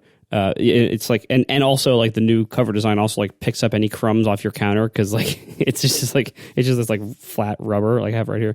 It just looks so bland. Like it looks like it is punishing you for wanting nice looking things, and it's such a contrast to the iPad itself, which is just ridiculously nice looking. Like the iPad, the actual iPad looks gorgeous. Like it's such an amazing piece of industrial design. And then you put this ugly keyboard case on it that looks like it's punishing you. Yeah, I mean, I'm not as I don't know if I would personally describe it as actively ugly, but it is certainly not great looking. And I think that I will probably end up putting some stickers on mine at some point or another. But no, all in all, I do love having a keyboard attached to an iPad, and I also do love the industrial design of this iPad. I love having the flat sides. It reminds me of how much I miss the feel and to some degree the look of like the iPhone 5 era with the flat sides. I wish that would come back on new iPhones, and I don't think it will, or if it does, I'll be surprised. But I do love having the flat sides. Occasionally, I stand by what I had said about being a little bit of a pain to pick up off a flat surface, but that's not something I run into often. But no, I love this thing. I've been impressed by it. The sound is good, is pretty darn good. Again, I have a 3-year-old mini to compare to, so all of these comparisons, take with a grain of salt. But the sound is good. The screen is good. Face ID is wonderful. Everything about this, I've been really, really impressed by. Speaking of picking it up, I think someone tweeted at us a video of an alternate technique for, if you want to pick up your 11-inch anyway iPad Pro off the table with one hand. If you can manage it, you can put one finger on one side and one finger and your thumb on the other side and pinch it and pick it up like that. I guess if you can palm a basketball, you can probably pull that off. But if not, my word, yeah, no way. Can you do it? Not even close. So I actually can pick it up with one hand, only if the keys part of it is face down. So it creates a little bit bigger of a gap. So if the keys are on the bottom side, and the keyboard cover is closed, and I put my hands around the binding side of it, then I can pick it up with one hand. Oh, actually, you know what? I was looking at the wrong dimension. I was looking landscape like an idiot. No, I can almost get it up. Yeah, you're right. I can almost do it. It's close. Yeah, if you have the 12.9 inch, it would take quite a finger span to pull that off, but it's possible. That's bananas. But anyway, no, I really like this thing. I've been quite impressed by it. The only problem I have with it is now that I see that ISH is a thing, now I'm just like waiting for it to support the just handful of things I really want it to support, which it probably never will. But I would love for that to happen. And certainly in a lot of cases, I can just use, what is Panic's thing? Is it Prompt? Is that right? Prompt, yeah. I can just use Prompt and SSH into my iMac. But it would be nice to be able to do some of that stuff locally. And I think one of the things that the developer, and this is all open source, but one of the things the developer is looking to do is support Node, for example. And I think PHP might have support. I'm not sure about that. But it would be cool to be able to, write a little bit of code natively on this device. And so write some scripts too, put image magic on it and do some scripting. There's all sorts of stuff I could do with this. Don't you get an incredibly uncomfortable feeling there's Unix under there that you could be running an actual shell on the actual hardware, but Apple doesn't let you. So here, to get around all the App Store restrictions, they're running a user mode x86 emulator so that you can run in shell inside it on a system that is already just not a lot of empathy for the machine. I do. It's ridiculous. This is another. I know Jason Snell had a rant on was it the most recent upgrade? I haven't heard the episode, but I've heard a lot of people talk about it, complaining that the iPad hardware, the theme that we've heard many times, the iPad hardware is amazing, but the software doesn't. The software prevents certain things still. He was complaining that Apple doesn't create its own Pro applications for the iPad. It just gives you the more cut-down versions of it, which doesn't make any sense given the incredible power of the iPad Pro, other than Apple's general lack of commitment to its Pro applications, or lack of commitment to them on iOS anyway. And this is another one of the areas. All the restrictions, which make some sense for historic and current security reasons, but that you can't offer an iOS application that lets you run a shell, even though those capabilities are sitting there, or completely untapped inside the hardware.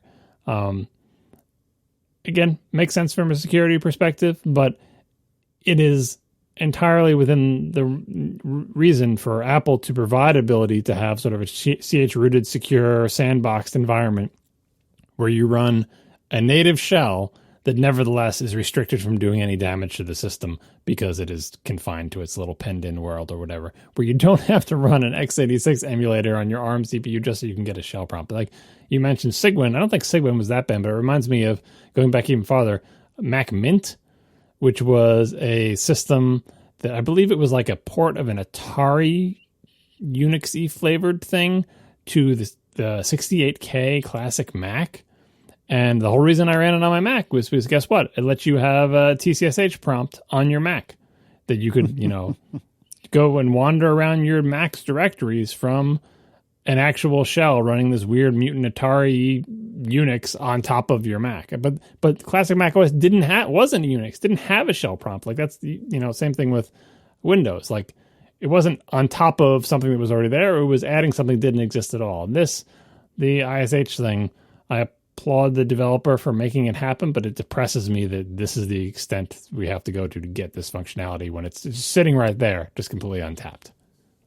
Yeah, I think that's fair. But it is cool as hell, and I'm really hopeful now that it's getting some attention, because Steve Sean Smith has been talking about this for the last day or so. I'm hopeful, since it's open source, that we're going to see a lot of progress on this and maybe get a reasonably full-featured shell natively on the iPad, which would be cool. We are sponsored this week by Linode. You can get a $20 credit when you visit linode.com/ATP and use promo code ATP2018.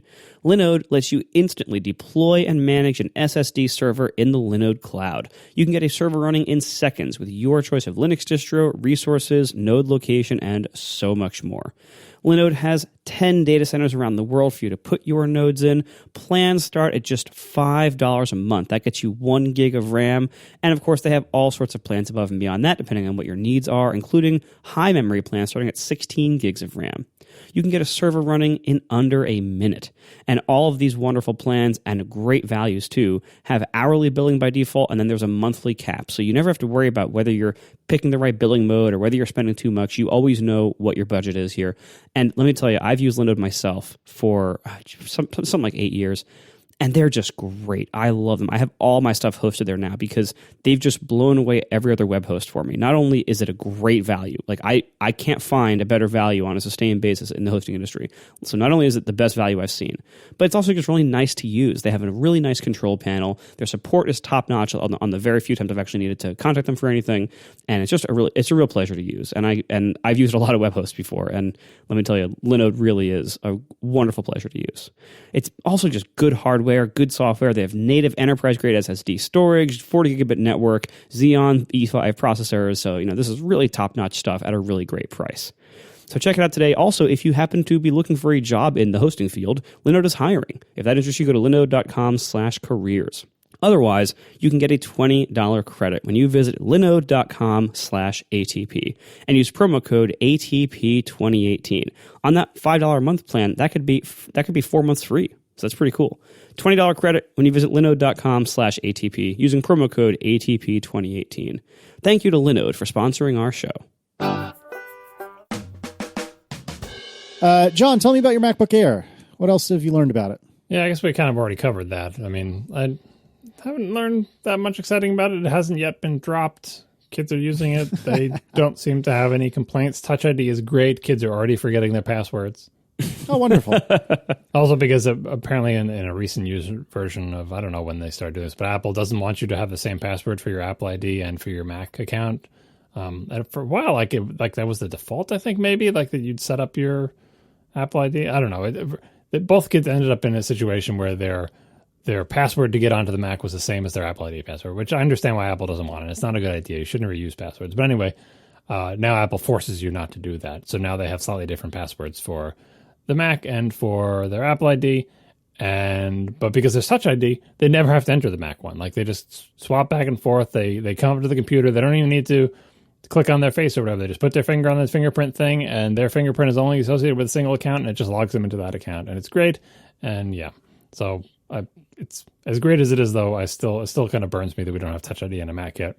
So hopefully that will be on my fancy Mac Pro someday.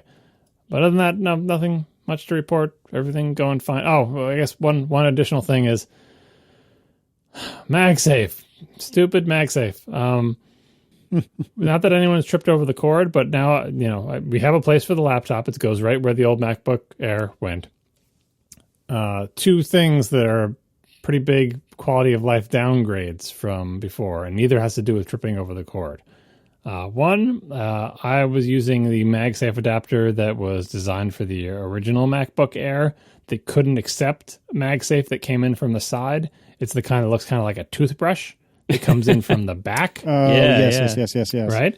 And that was super convenient because the most convenient place for the cord to go away was back behind the desk that the thing is sitting on for me. It also meant that enough of the cord was on top of the desk that when you disconnected the laptop, the cord just sat right there, waiting for you to bring the laptop back and put it on. Like it didn't like slide off the desk because there was enough of it pulled onto the desk. Yeah, that was a much nicer design to use. Yeah, so that's totally gone because USB-C if there's a right angle USB-C power adapter connector, I haven't found it yet. I think Monoprice has a couple. I looked at them, but they're like ugly adaptery things. Like it's not a kind of an all-in-one. It's just not as nice. Second thing is, given that now the plug has to snake up from the side, when you disconnect the laptop, that cord just slides right off and goes back down the side of the desk because there's not enough of it on the desk. Now, I actually have a little weighted metal thing that you like hook the cord into that we're kind of using, but because the cord is so thick and kind of unruly, it doesn't really stay in the little thing doesn't grab it. It's not like a grippy thing. It's more like just a little slot, right? So it's not easy for the kids to disconnect the cord and put it in the thing. So very often the cord just falls down the side of the desk. I'm working on something to make that more reasonable, maybe something that actually grips the cord. The third thing is actually connecting and disconnecting the USB-C thing is more of a pain than MagSafe was. For me, definitely, like you got to see where the little thing is, and I'm trying to be careful not to scrape up the side of the computer. And it's actually, because it's a new computer and a new power cord, it's still very stiff, right? It clicks in, and it's actually kind of hard to plot. I'm sure that will change as the cable gets looser and looser over time. It will. Right? But right now it's very stiff to get in and out of there, and you have to pull it out straight, right? Because it's not, you can't like pull it on an angle because it's not going to come out, and you're just making your life more difficult. And the kids have much more difficulty than I do with it, and because they're not as careful as I am, and the holes are very small, and you have to be precisely aligned, they're just like scrape until it eventually goes in, which just puts my teeth on edge. So big downgrade in terms of the basic experience of, hey, go put the laptop away and plug it in, or hey, go get the laptop.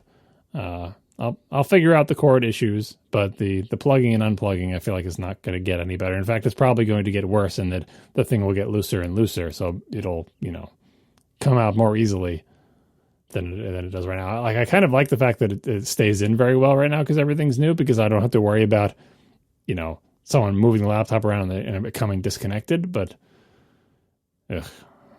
downgrade.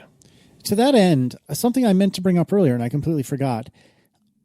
I haven't really noticed this with USB-C charging cables quite as much, but when plugging in the Apple, whatever they call it, the Apple HDMI adapter, I forget what it's called, the official name for it. The digital AV adapter, maybe? Yeah, I think that's it. Thanks. And the Monoprice SD card reader that it probably cost me $10 or $15. But plugging those into the iPad Pro, plugging it in was fine, but removing them was actually like genuinely difficult. The iPad Pro is more grippy than I remember the MacBook Adorable ever having been. And I don't know if it's just me or I'm crazy. I was talking to, I think it was Gruber about this, and he said that he had seen a lot of the same. But I'm curious, if the listeners find that the iPad Pros are also much grippier. Like Marco, have you noticed this with things other than power cables, or have you only really plugged in power cables so far? I mean, this is just what USB-C feels like. USB-C is, it takes more effort to pull out the cable than Lightning and than most cables when the cables are new. Over time, the cable ends, like the pins inside of them, do wear down and get easier to pull out, often to a fault where they stop making good connections and you have to replace the cable, or at least like turn it around if it's a C-to-C cable.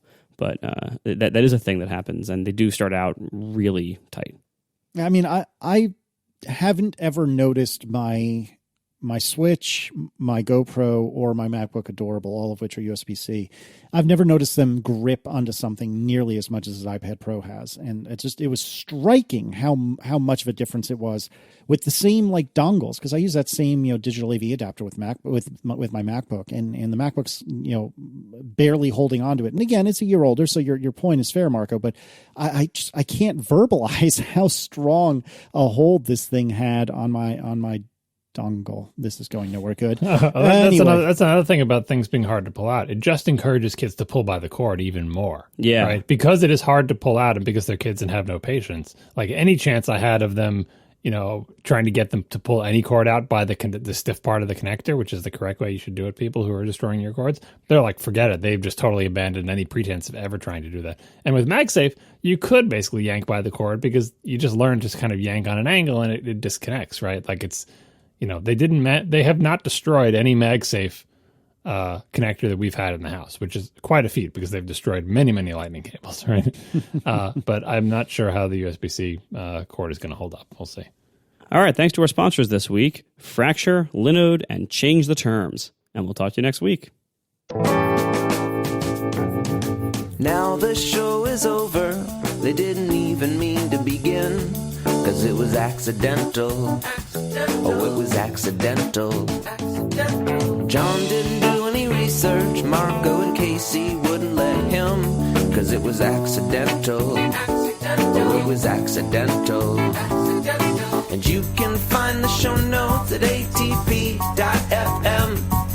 And if you're into Twitter, you can follow them at CASEYLISS. So that's Casey Liss, MARCOARMENT, Marco Arment, SIRAC, USA Syracuse. It's accidental. They didn't mean to. Accidental. Tech podcast so long. So, Marco, you have become Mr. YouTube, my friend. What's going on here? Yeah, I decided to get back on YouTube and start making more videos. How's recording audio for YouTube these days? Recording it's not bad. Syncing it was pretty bad the first time. So what happened? All right. So in between the recording of the last episode and this one, I released 2 YouTube videos. They each had their own issues. The Mac Mini review came first. That one I had severe audio sync issues, and I'll tell you why in a minute. But for the most part, otherwise, it was fairly decent. I had fewer issues overall than my other video 2 years ago when I reviewed the first Touch Bar MacBook Pro. A few technical things that I learned in making these videos. The Mac Mini video, I shot entirely with my iPhone XS. Every bit of video in that is shot on my iPhone, including the main, sit down in front of the camera and talk to it video, which involved a teleprompter. Fancy. It's not a fancy teleprompter. It is a very inexpensive bracket with a reflective piece of glass on top of it that you put an iPad under, and the iPad was not included in the price of the teleprompter. And I was using Joe Czaplinski's excellent Teleprompt Plus software to display the prompts and control them and everything. And because the problem I had with my 2016 MacBook Pro video, the biggest problem was that I was basically reading off of a keynote presentation running on a laptop that was like next to the camera down below a bit on a table. And so you can see in that video that I'm constantly looking to stage left, basically, looking down to the left a little bit, because that's where my bullet points were that I was reading from. And it was, not great, pretty distracting, not particularly useful. And so I bought the teleprompter right after making that video, and it sat in the box for 2 years because I never made another video after that until last week or whatever. So when it came time to make a new video, I decided, great, I'll do it right with teleprompter this time. I'll write out bullet points of what I want to say and have them actually on the screen and be shooting through it. And that way, I'm looking at the camera while reading the text.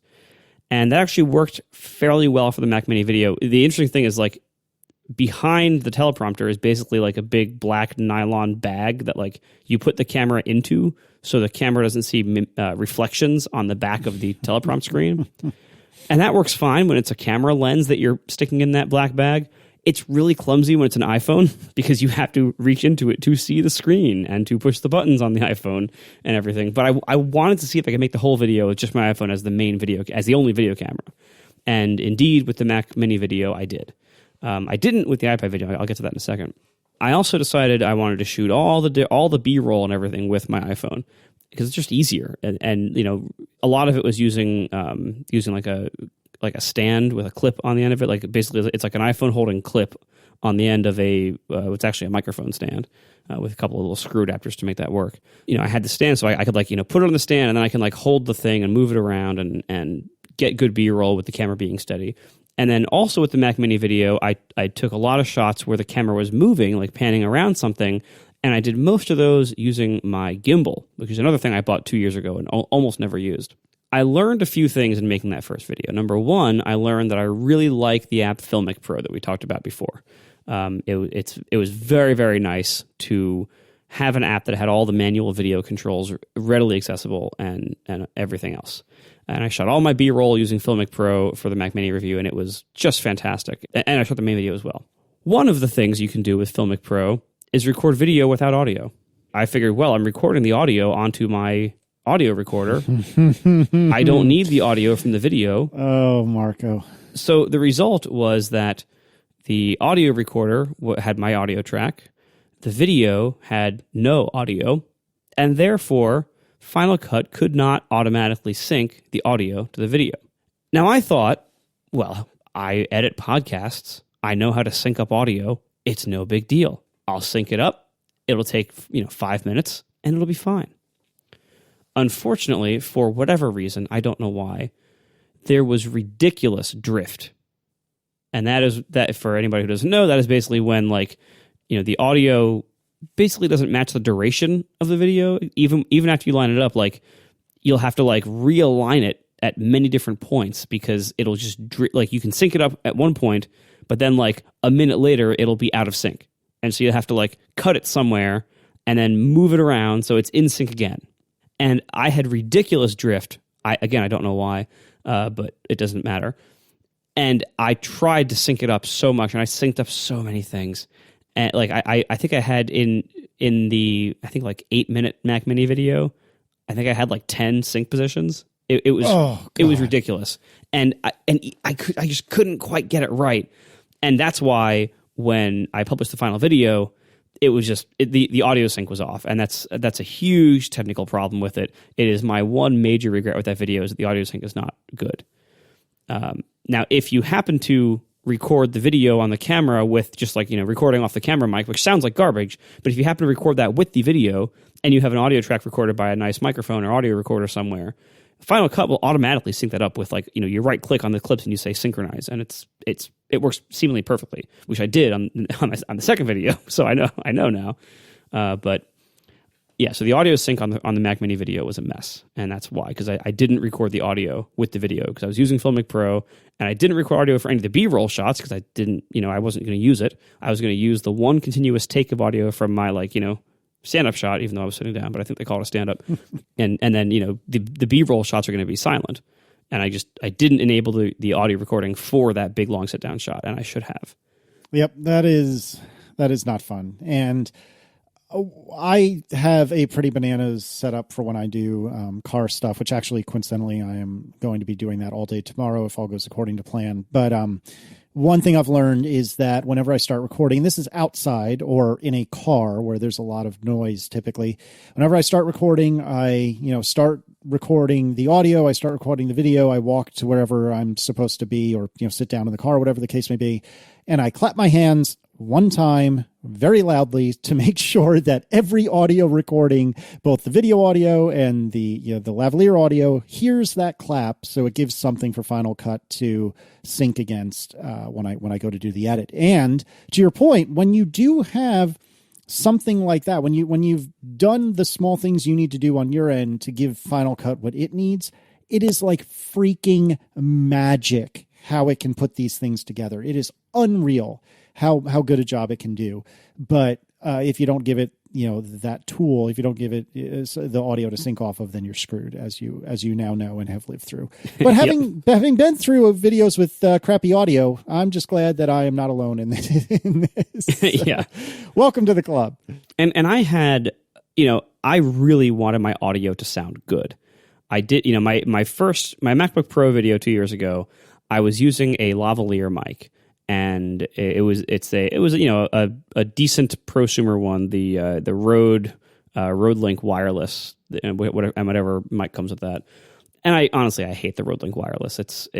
Because it's not a pro wireless setup, even though it costs almost as much as one. It uses 2.4 gigahertz as the radio spectrum instead of like one of the TV signal ones that the other ones use. And so there's just constant interference from everything. Like it's just not a very good setup. So I didn't want to reuse that, although I did try, because the issue with getting good sound out of a microphone on video, the microphone matters to some degree, but what matters a lot more is proximity to your mouth. And I've told you this as you're making your videos, like a crappy microphone close to your mouth almost always will sound better, or will be able to sound better than a really good microphone, like 5 feet away. And so when you're in a video, you basically only have two options. You can, if you don't want some giant mic in the frame, you can either use some kind of lavalier, or maybe like some kind of discrete headset thing, which usually is not very discrete. And lavaliers have their own challenges too, like placement and picking up if you move your shirt, if you turn your head at all, lavaliers dramatically change the way they sound and dramatically pick you up less or more. So lavaliers have their own issues, and they're also you can see them. And so if you're trying to have the microphone not be visible, you can pull some tricks with wardrobe to try to hide lavaliers, but you don't always succeed, and it's tricky. And so I tried with the lavalier. I also tried with I have a Sennheiser MKE something 600 maybe. I bought it 2 years ago. It's like a video microphone that's shotgun style. So I tried that up on a boom. I tried it on the camera. It was too far away. The boom got a little closer. The microphone I ended up using for that. Oh, I even tried like my awesome podcasting microphone, just like, basically boomed above my head, slightly out of frame. What ended up being the best was that Sennheiser MKE whatever on a boom, a little bit out of frame, like basically like above my head, pointing kind of diagonally down at my mouth. That was by far the best audio, but it still wasn't great audio. And, it was still picking up tons from the room. So I tried like, putting out all my sound dampening panel. Like I have all this like acoustic foam because when I bought acoustic foam for the first time like 5 years ago, you could only buy a certain box size, and so I have a lot of extra that just like normally lives in the basement. So I brought it upstairs, and I basically laid acoustic foam all over the floor of the room. The entire room was covered in acoustic foam panels, and I just just trying to reduce reflections around the room and make it sound less echoey, so that a microphone that is 2 feet away from my mouth can actually sound like it's closer to my mouth. And I succeeded somewhat. I still ended up post-processing the audio with Isotope to run a little bit of de-reverb, which helped a little bit. I can't use too much of it because it starts sounding weird if you use too much of it. It's kind of artifacty. But I did use a little bit of de-reverb, a little bit of EQ as well, because I'm a audio nerd for podcasting, and so I'm not going to just leave my voice un-EQ'd like an animal. And the combination of those plus a little bit of noise removal, just to get a little bit of lower the noise floor a little bit, made it sound pretty good. I was pretty happy with it. I wasn't incredibly happy with it, but I was pretty happy with it. Even though then, of course, I totally mis-synced it and the audio became the worst thing about the video. But overall, overall it was a bit of an audio adventure to get that. And I realized after I was setting this up, and I took a picture and I sent it to you guys of like the state of my office to do this video. In order to create the Mac Mini video, I basically had to destroy the rest of my office. Like there was crap everywhere. And part of it's my fault because I had a lot of crap out just because I was working with a lot of crap, during that week. And part of it is just because like I had to unload all this video stuff, take it all out of the closet, unbox the teleprompter, set it all up, have foam panels all over the floor, have lights, on sitting on various things to boost up my light a little bit. It was just a mess. And as I was taking it all down and after like the shoot was done and I figured I had my take and I reviewed it and looked pretty good and I started the edit and I'm taking all this stuff down and I'm like, I don't want to do videos anymore. Like this is just time for another 2-year break. Yeah. Buy a bunch of stuff right now, put it in the closet, and 2 years from now you can make some more videos. Yep. So this is after the Mac Mini video. So I still made the iPad video after, and I'll get to that. But I'm like, this is just way too invasive, way too much setup and tear down. It destroys my office. It's just so much overhead to make a video. But then I started editing it, and I'm like, I'm actually kind of happy with how this is turning out. This is actually pretty decent. And then I posted it, and when I released it, and I did the blog post with it, and I released it, and people loved it. Like it got a very strong reception, way stronger reception than I thought. And this is for the Mac Mini, which kind of is not that interesting of a product to most people, I think. So I was blown away by the positive reaction of the Mac Mini video, and I'm like, damn it, I should really make more videos. But I need to make it easier to make videos. Like, I need some kind of something I can leave set up, or at least leave mostly set up. I need, to get better at this, to polish my process a little bit, to improve, to fix the issues like the audio sync I had. Just I need to get something. I need to make this easier, because I do actually want to do more of this. And also, I think professionally, I think it's a good idea to, to grow my audience in an area that I don't have one yet, and that area would be YouTube and video and everything. So I decided, fine, I'm going to make this easier. And I talked to Tiff, my wonderful wife, and she suggested rearranging the office to be more amenable to video. And so we basically moved the furniture around in the office, and she said, why don't you just leave the camera, tripod, and everything set up? Just leave it up. We'll find a place to put it in the office. And so we did. So we turned the whole office sideways, rearranged this whole midsection of the room, and made myself a video set, basically. And that's what you see in the iPad video. Now I can actually make a video with way less setup and way less disruption to the office, and then way less teardown afterwards. What I put in the tripod for the new video setup is one of our Canon 5D Mark IVs. We bought them a couple of years ago. Usually Tiff ends up only using one. We bought a pair because the previous 5D Mark IIs, we had a pair, and Tiff used two frequently for shoots. These days, usually she brings the Sony and one 5D Mark II or Mark IV. So we basically have one 5D Mark IV that we don't use very much. So I mounted that semi-permanently as my video camera in the tripod. Works way better than the teleprompter. I have a nice lens for it that's good for video, a nice 24-70. So I'm like, all right, try number 2, iPad video. I'm still shooting all the B-roll with my iPhone because it's just better and easier. But now I will set up the Canon, and it's nice too, because the Canon I have a little tiny external monitor. A big shout out to the company Neewer, I think it's pronounced Neewer. Neewer produces a bunch of cheap video gear, and it's not that bad. In some cases, I would even go as far as to say it's good. They make a bunch of gear that is surprisingly cheap. And so one of the things I wanted to do was I want more permanent lights. The lights I used for the iPad, I have 2 little lights for the iPad mini video, both Neewer lights, but they are battery powered only. And batteries are a pain. And I'm charging batteries and managing and swapping batteries is a pain. And so I was like, you know what? I want to just get 2 lights I can have on sticks, on light stands, that can just plug into the wall, and I can just leave them plugged into the wall most of the time. And when I want to do a video, I just turn them on. And Neewer sells a 2-pack for $150 of these wonderful LED light panels that can turn between cool and warm color temperature. You can adjust on the back, because basically it's a panel of alternating white and yellow LEDs. So you're basically adjusting the brightness of either the whites or the yellows, and you can achieve all different color temperatures. And they're super bright. And it was only $150 for 2 of them with stands and AC adapters. And when I looked at Pro lights, it was $400 for that kind of light, for just the light without the stand. It's okay. So this is, I don't need a $400 light yet. I'm not to that point. Hopefully I never get there. So anyway, so I got my new Neewer lights. I got my camera in my fancy video tripod I bought 2 years ago, and I'm just very, very happy with that setup now. It's easy to turn on. It's easy to set up. I do have a couple of issues with the using the Canon as the video camera. And I don't know what I'm going to do about this yet. I probably should just use the Sony because it's a way better video camera, but I don't want the Sony to be always tied up in this setup.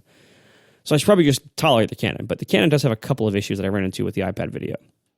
Number 1, it only records 4K in 29.97 frames per second, which is the old TV standard.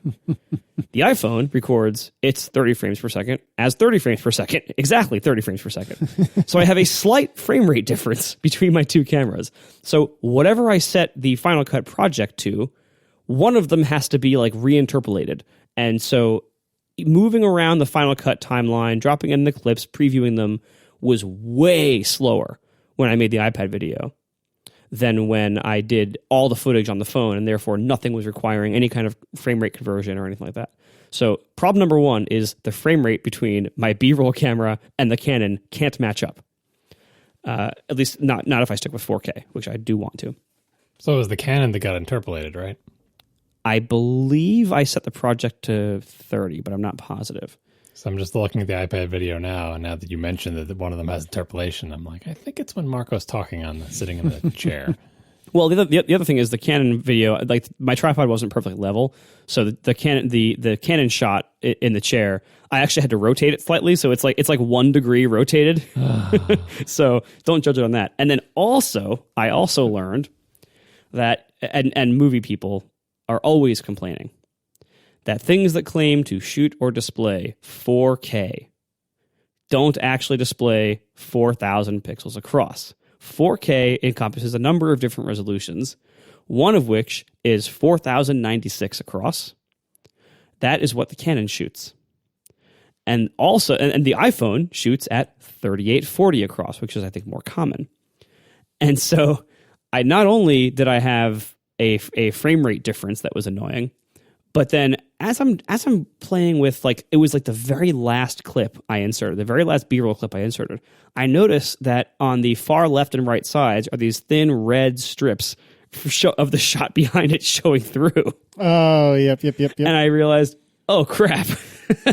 And I looked back, and every single one of my B-roll clips didn't quite fill the frame that the Canon made. So I had to go through and basically zoom every B-roll clip by 5% or something, and then make sure it fit, pan it slightly to make sure it fits, make sure nothing's weird is getting cut off and everything. And also, the Canon only records video at 4K in motion JPEG, which means that the 9-minute or 10-minute raw file of that shot was like 60 gigs. And took Final Cut a very long time to render at full resolution, like in the preview window. And it also takes a long time to pull off of SD cards and everything. And so it's just like, working with the Canon as the video camera is cumbersome, and I'm going to have to do something about the frame rate issue, I think, if I want that to be a thing I'm going to keep doing. So I don't know. The camera situation I might change. I mean, maybe I'll get like a cheap Sony to put in there that's not like a super high-end one or something, because it doesn't need to be for my purposes. I don't know. But somehow the camera thing might change. Otherwise, I'm very, very happy with this setup. The iPad video, I had a similar audio setup. People keep asking me about my audio because the iPad one sounds pretty good, actually.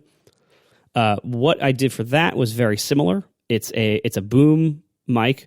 There's this wonderful YouTube channel called by a guy called Curtis Judd with 2 Ds on the end of Judd, and he does all sorts of tutorial videos and reviews of camera, lighting gear, and audio stuff for video. And I've been watching his videos for a while. I've learned a lot from them, and I went and bought his mic that he uses for this purpose, which is the Audio-Technica AT4053B.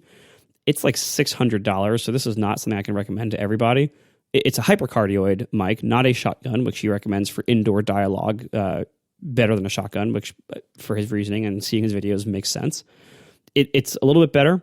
I did still have to do post-processing with iZotope to reduce the reverb a little bit and to denoise a little bit, because it is still, a good 1.5 feet from my mouth. But one of the good things about using the Canon as the camera instead of using my iPhone is that when I was shooting with the iPhone for the Mac Mini video, I very quickly learned that almost all the video I shot with the 2x lens was just too noisy to use.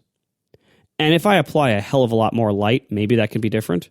But I was able to use almost none of it, because it was just the 2x lens has a narrower aperture and is smaller pixels, and so it's so much noisier than the video shot with a wide lens. So I think the Mac Mini video, I think all of the iPhone video I have for that, I think it all was with the wide lens, or at least the vast majority of it.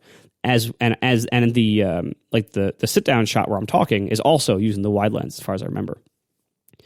The problem is that if you have a boom mic that needs to be as close to your mouth as possible, so just barely out of frame, if you have a wide perspective, it has to be much further from your head than if you have a zoomed in perspective with a closer zoom lens. So the closer you're willing to zoom that lens in, the closer you can get the mic to you before it's in the frame. And so one of the reasons I switched to the Canon for the next video was this. And I'm not going to switch back to the iPhone because even the 45 millimeter, ish lens on the iPhone, it's so noisy and it's so awkward to use that inside the teleprompter. I'm not a big fan of that.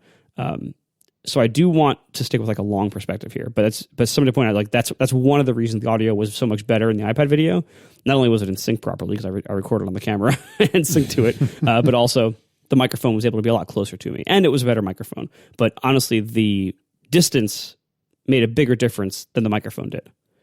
In ATP tradition, I think John and I need to critique the videos, and I think I'd prefer to focus on the iPad video. And I thought it was really good, but you suffered over the course of these two videos. You've suffered the same exact problems that I have, although you have also accelerated probably even quicker than I have in fixing them. In the first video, as you discussed, the audio was not great. In the second video, I think that the framing is great. I like the way it looks aesthetically. I think you had a lot of B-roll, which was good. I think you and I both need to talk less. But you have not yet solved the problem that I am getting better at solving, but have also not solved, which is being more effusive on camera and being more over the top. And I'm still not great at it by any stretch, but it's taken me, 4 videos to get to the point that I'm not... I don't think it's a problem for me anymore, but I definitely think I have room to grow. And hearing you talk about having a teleprompter and all that, I almost wonder if having the teleprompter, if it is more than bullets, and you had previously said it was just bullets for one of the videos. If it is more than bullets, I wonder if that's kind of letting you down. And if it is just bullets, then you just need to crank up the silly, or maybe not silly isn't the right word for it, but crank up the humanity. The humanity. You weren't being a robot, but you were way more robotic than I know you to be. And that's because, again, having just been there, it's very awkward, even in your own house. It's very awkward to be enthusiastic. I mean, look at me when I did my voiceover stuff for my first few, and actually even the most recent video, I think my voiceovers aren't quite as energetic as my other stuff because I am doing it in the house, oftentimes at night, oftentimes when the kids are sleeping. Your voiceover is like not trying to wake up your kid. Exactly. Like, hey, I really love this car. Yeah, right. You're exactly right. And so the problem is, even if you recognize it, which it sounds like you already did recognize it, it is a hard thing to fix. It just takes time. But that is the only thing that I was let down by. I mean, the audio stuff, whatever. It could be fixed, and you did fix it. But you need to, just like me, you need to be less of a robot, and it's something I'm working on, and I'm sure it's something that you're going to work on too. And for clarification, and so like what was on the teleprompter, it was some bullet points, but it was also some like complete sentences that I wanted to say. Just like, so I'd remember like good wording that I wanted to say. One of the key differences between the two is that when I was doing the Mac Mini video, I did a lot more takes of that, of my sit down. Mm-hmm. Basically whenever there's a B-roll shot in the Mac Mini video, chances are what you're coming back to after that is a different take. Yeah. Because that's like, I use the B-roll to hide the transition. Because with the Mac Mini video, I had more of the sentences fully written out, and I had the teleprompter automatically just going at a fixed speed, and I couldn't adjust it during the shots. Mm-hmm. So I ended up having to tweak a lot, like having to add new lines between things, or to pad things out or slow things down so it would match the rate that I was actually ended up saying it. I adjusted the speed in the app because you can adjust the speed, but it's still like a fixed speed if you're doing it that way. For the iPad video, for the second one, I took out of its box. I went in my closet, found the pile of things I bought 2 years ago, and took out of its box the Bluetooth foot page turner thing. Nice. It's literally it's like a rectangle you put on the floor. It looks kind of like a guitar effects pedal. It's a box you put on the floor with 2 buttons on it, and you can map those 2 buttons to whatever you want them to do in the teleprompter app. for the iPad video, I was only using one of them, but I had it basically be play pause for the scrolling of the teleprompter. So I could, at any point, I could just pause it if I needed more time on something and then unpause it. And that helped a lot with like being able to deliver things a little more smoothly. And, it allowed me to riff more on certain things because I could just pause it and riff for a second and then unpause it and it would resume instead of having to like try to like keep up with, I'm about to miss it. I better keep going. Yeah. For me, I haven't yet really scripted any of my videos. That being said, tomorrow I'm going to attempt to record with actually 2 cars and basically drive 2 hours, record with 2 cars, and then drive home. And I basically have 1 day to get all this done. And so because of that, I've driven both of these cars a little bit in the past, and so I've put together an actual verbatim intro and conclusion, which I think was useful to get the flow of what I'm trying to say out of my head. But ultimately, I briefly looked into doing a teleprompter kind of thing, and what I think I'm just going to do is just read it right before I record it and just kind of wing it, which in past videos, I just kind of think about what I want to say, and I do like 15 takes, and eventually I find one that I think is pretty decent the whole way through. And occasionally, like you said, once or twice I've swapped between takes in using B-roll. But generally speaking, if it's, me outside of the car, especially in the intro and conclusion, I'll just do one shot, maybe 15 times, but I'll do one shot start to finish. And so I'm very interested to see how this goes tomorrow because I've put a lot more planning into this than any of the others I've ever done. But I don't know if that's going to be for the best or for the worst. So we shall see. I would also say too, like I don't think you would have much use for a teleprompter because I can't imagine it would work very well outdoors, and you tend to do all of your stand-ups outdoors. I can't see that being a thing. You need like somebody holding up giant cue cards and like flipping them. Exactly. All right, John, what did you think? The same comments I always have on all these videos. More B-roll, less you. I don't need to see you. I need to see the iPads and the Mac Mini. That's you did have tons of B-roll as compared to your previous one, which is good. Big upgrade, especially on the Mac Mini or whatever. But when you're talking, I don't need to see you talking. Talk and show me the thing that you're telling me. And it was like it had the moment that I always have in all these videos, all of Casey's and all of yours. The one that sticks out to me the most is when you were talking about how apps don't like fill the 12.9 inch iPad, like they look awkward because the screen is so big, right? When you're describing that. That was the one thing as I was editing, I'm like, I really should have B-roll of this. You really should. And I was like, don't tell me that and don't show me an app. Show me it's a thing that we can't do on podcasts, right? You have to describe it with your mouth words, right? But on video, you could finally, I'm going to get to see the awkward app layouts that he's talking about. Nope, didn't get to see him, just got to look at you. I think you might have also missed focus on yourself when you're sitting in that chair. It seems to really like the high contrasty paper dog thing. I think I was in focus, but I was in manual focus mode, and I had Tiff sit in the chair first, and I focused properly on her, I think. Maybe you're leaning forward or back more, but your eyeballs look soft as compared to the nose of the fake dog. Yeah, I mean, and that could have also been just like it could have either been lighting or it could have been a result of the rotation of the video that I had to do and everything. Who knows? Yeah, and the whole idea, both of you, that you have to have a single take stand up. Like, forget about that. You don't need that. Like, you can have cutaways in your stand up. You can slice and dice your stand up into 12 pieces. Like, it does not need to be one continuous shot. Don't put this pressure on yourself to perform the soliloquy in a single take and doing it 15 times. Like, again, just watch some other people's videos. Like, yeah, we see them, we see their face, we know it's them, we get to know the face. But very briefly, and then it's off to whatever it is that we're talking about. And the person is still talking, like maybe they did the full stand-up when they were there, but once I get the idea of you're in a chair and you have a dog and you're talking about a thing, you can move on pretty quickly from that.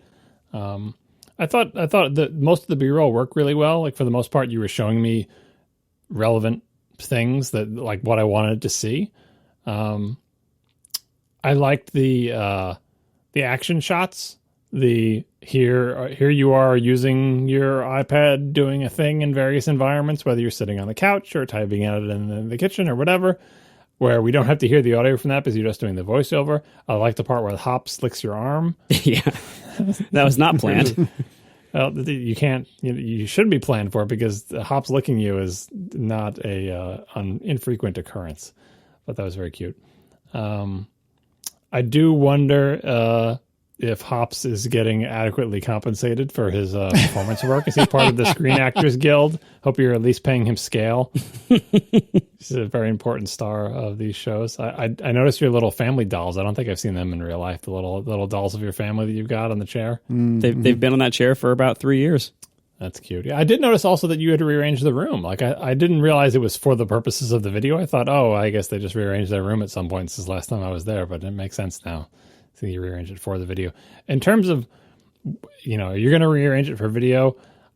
You sitting in a chair is fine and casual and looks nice, but I think there's a reason that most of the little set type things that technology YouTubers have involve some kind of a desk or flat surface where you can put down and talk about the things that you're messing with. And maybe even like Stephen Hackett have a camera up above the thing. So you can have sort of it doesn't all have to be B-roll. It can be now switch to the overhead camera and you continue to talk about the thing that you're manipulating in your hand, but I get to see it from above. Anyway, those are all just vague thoughts, but in general, more B-roll.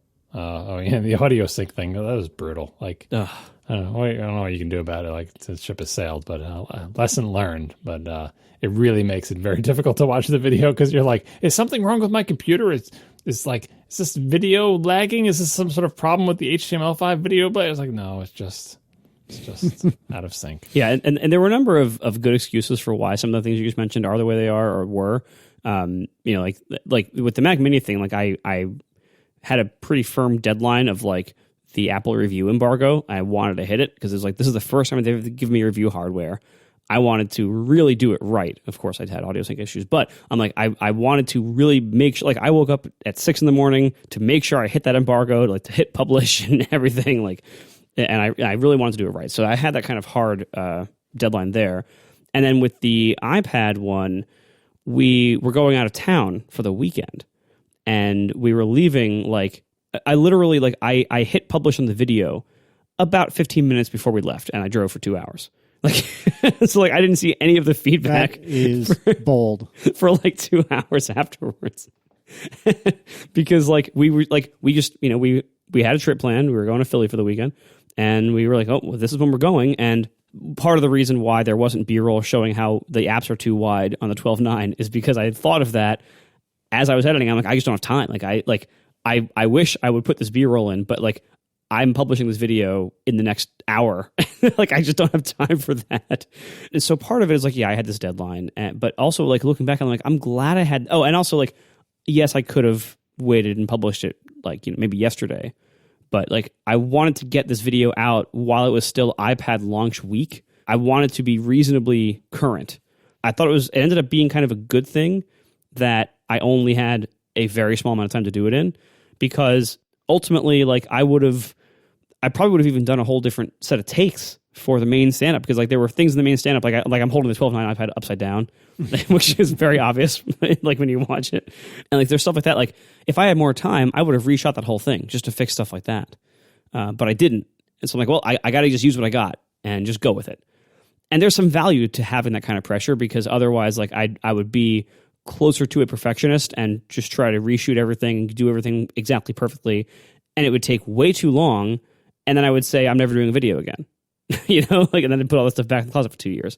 So like, it's actually kind of nice to have those deadlines and to have something firmly come by and say, whatever you have now, you just got to ship it.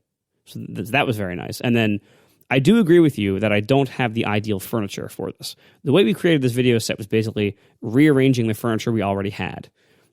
But long term, I do agree with you that like some kind of desk or table in front of me, and maybe I could be at standing height, would be probably better. That's a much bigger operation than just moving the stuff in the room around. So that's probably further in the future.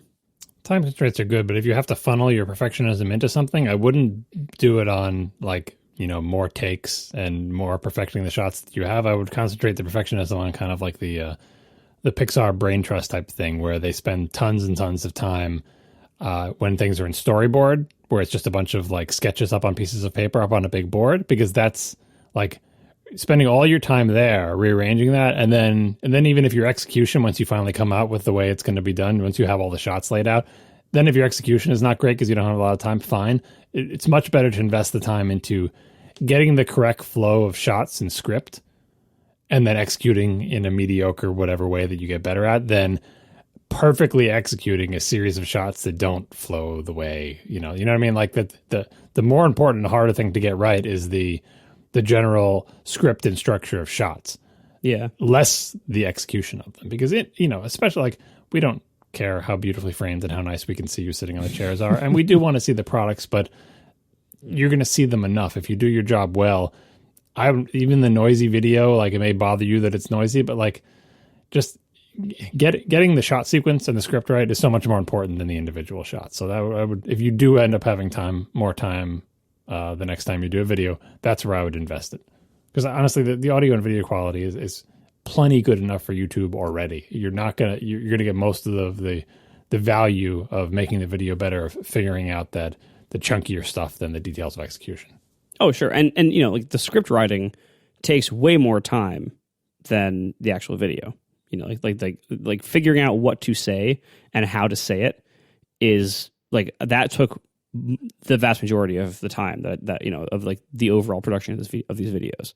I wonder if other technology channels even write scripts. It seems to me that a lot of them are just winging it. You just kind of get used to it, and you just kind of like go in there and you say a bunch of stuff, and then you sort of make the video and the edit, right? Because again, if you're not on camera, if you're not on camera and not expected to do a continuous take stand up, and you're just seeing someone's hands anyway, just talk about the thing that you've got. Say all the stuff you want to say about it. If there's a particular turn of phrase you want to say, have that on a note card somewhere you can. But in general, like when I watch these technology videos, I'm thinking, nobody scripted this. They just sat down in front of the camera and they talked about it for a while. And then they cut it together and cut out the boring parts and spliced it together and maybe did one additional audio recording of a thing they forgot to say. And that's it. They were done. Like it's a high bar. I mean, I think it's more important, unfortunately, for Casey to script it because it's like car reviews are more of a structured thing and you can't really like ramble while you're driving because there's, I think it's harder for car reviews, but for technology reviews, I think you could just, you've said all the same things about the stuff. You can just get up there and talk about it. And then just, make sure that we're looking at B-roll or your hands manipulating a device and not your face and your mouth moving. And you can turn that into exactly what you wanted to say in post. Yeah, that's fair.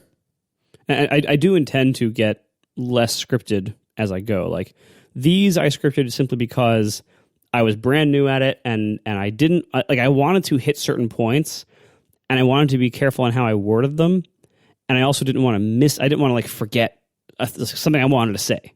Like I would come up with impressions or comments as I was using these devices, and I would write them down in a big Apple Notes file, and then like eventually I'm like, all right, now I need to like compose a video, so I arrange them and make an outline and make some actual like bullet points and some actual lines I wanted to say and everything. And I didn't want to miss anything. Like I didn't want to forget to say anything, if that makes sense. Yeah, it does. But in my experience, what ends up happening is there are two or three things like in an intro or a conclusion that I really, really want to say because I think they're clever, they're funny, or what have you. And then everything else is a lot more malleable than I think it is. And as long as I nail the two or three things that I'm really, really entranced with, whatever they may be, everything else just kind of works itself out.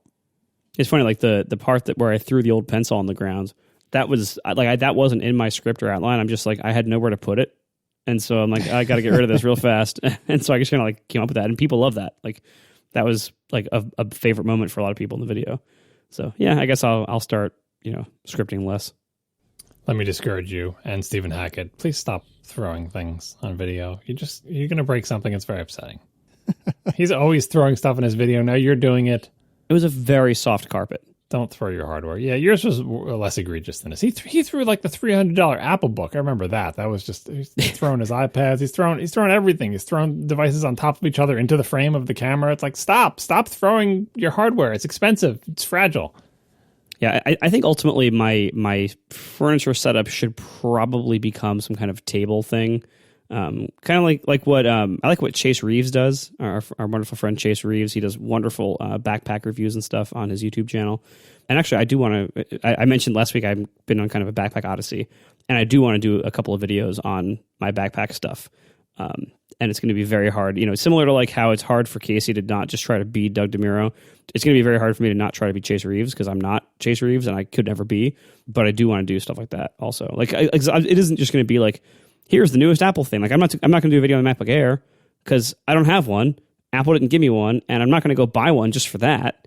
So I'm probably not going to do that. But I do want to do other things like backpack stuff and travel stuff and maybe coffee stuff and other kinds of stuff.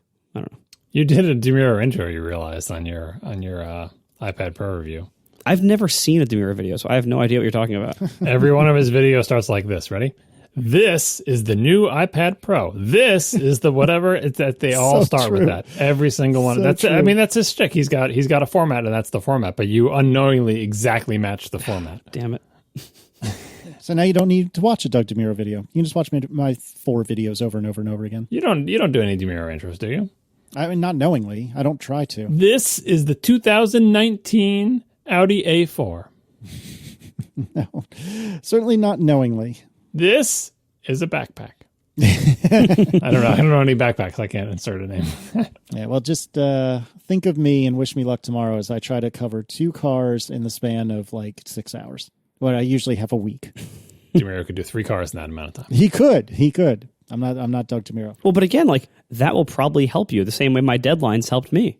Just don't crash the car, please. Well, the problem I have with it is that I think it will help me in the broad, like in the at a macro level, but I'm really scared that I will take all this time and take some time from a friend of mine to do this and then have nothing good to show for it on the other end. Like I'll learn a lot about how to make these things quicker, but I'm scared I won't have enough to make one good video out of, which is all I'm intending for this one video to be both cars. I'm not intending to get 2 videos worth of stuff out of this, but I'm scared that I'm going to spend, like 6 or 8 hours, doing all this and then have nothing to show for it when it's Final Cut Pro time. So we'll see. So make a crappy one.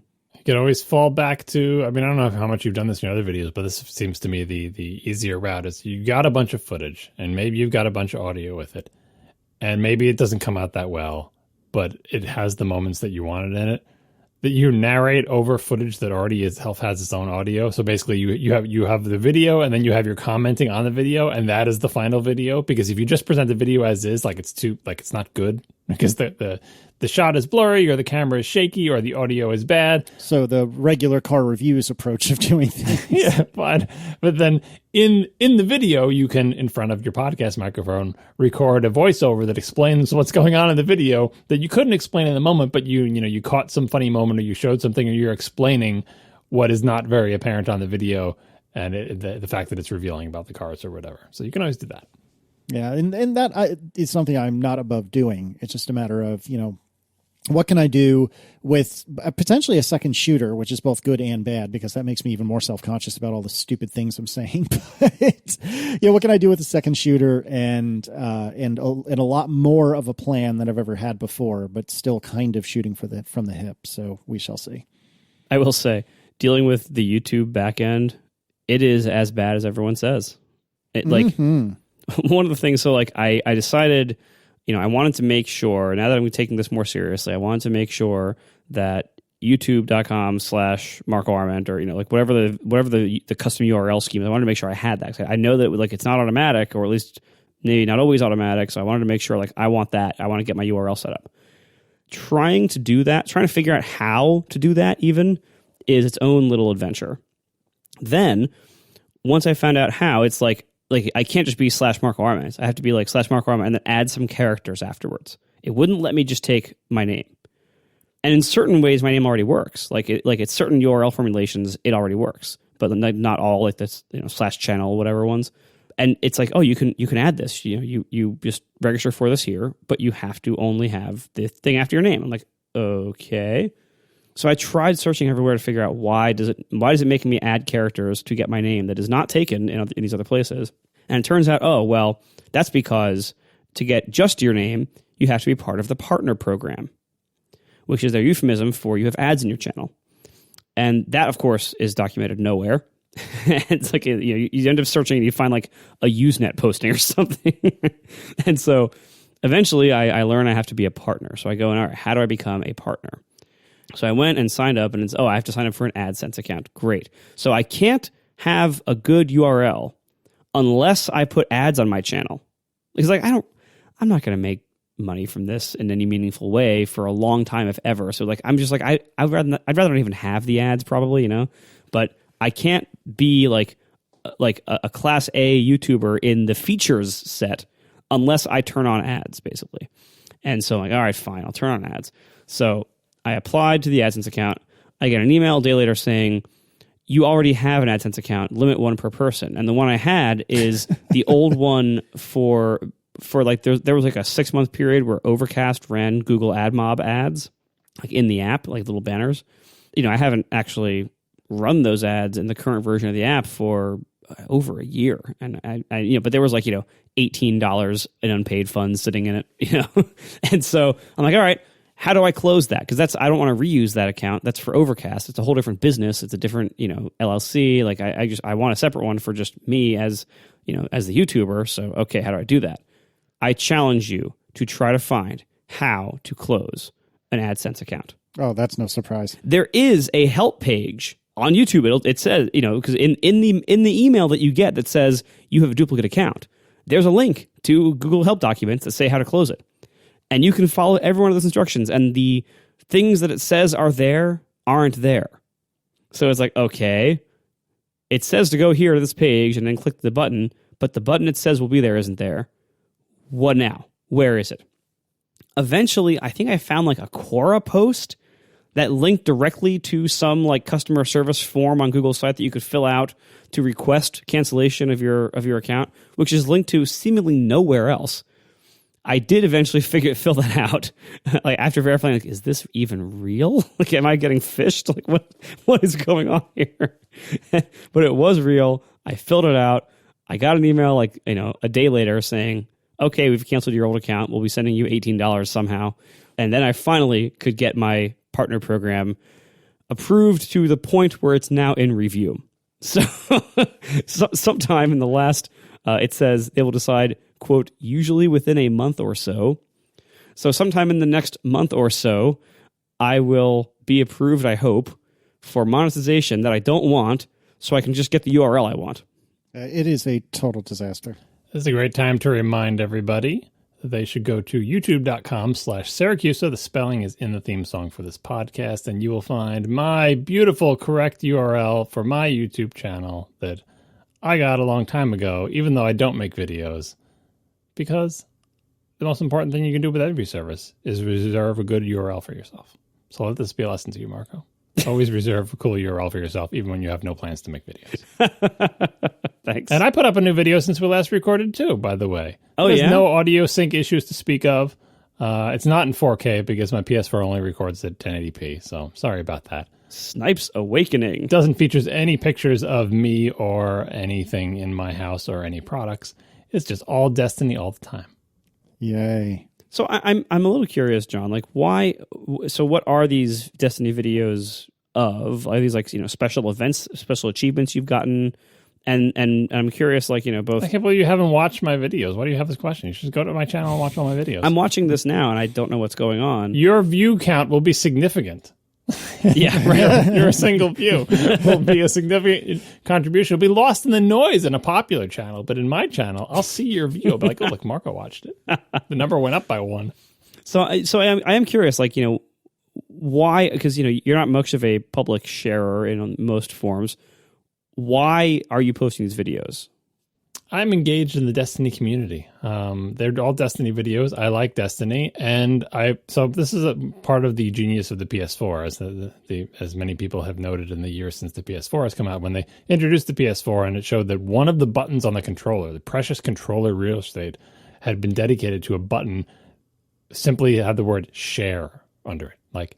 The share button, of all the things you're going to put on the controller, a button called share. How dumb is that? What, you will come to regret this, that you wasted a button on the controller face for share. Who the heck is going to do that? The answer is when you put that button on the controller and you make it really easy to share anything cool that has happened. Ooh, crossfades on your console. People use it all the time. And so if I do anything fun or cool or interesting Supercharged. on my PS4, I hit the share button. And it saves the last configurable amount of video, so the last 15 minutes or whatever that I've done. And then every once in a while I pull that video off and I cut together into some kind of sequence and I throw it up on YouTube. It's just a way to share cool things that have happened to me or that I've done or that are interesting to me in Destiny. And there's no way I would do it if it was there was some kind of burden where I had to get some sort of recording equipment and premeditate and think I'm gonna record some stuff or whatever. This is just I play my PlayStation all the time. I play Destiny a ton, and if something interesting happens, I hit the share button and I save a video. And then every few months, I have all this footage and I can put it together and make something out of it. So everyone, if you like Destiny, go to youtube.com/Syracuse. I have no idea what I just watched. It just looked like footage of you playing a video game. You got it. That's what it is. Yeah, it's not quite as broadly interesting as stuff about Apple hardware.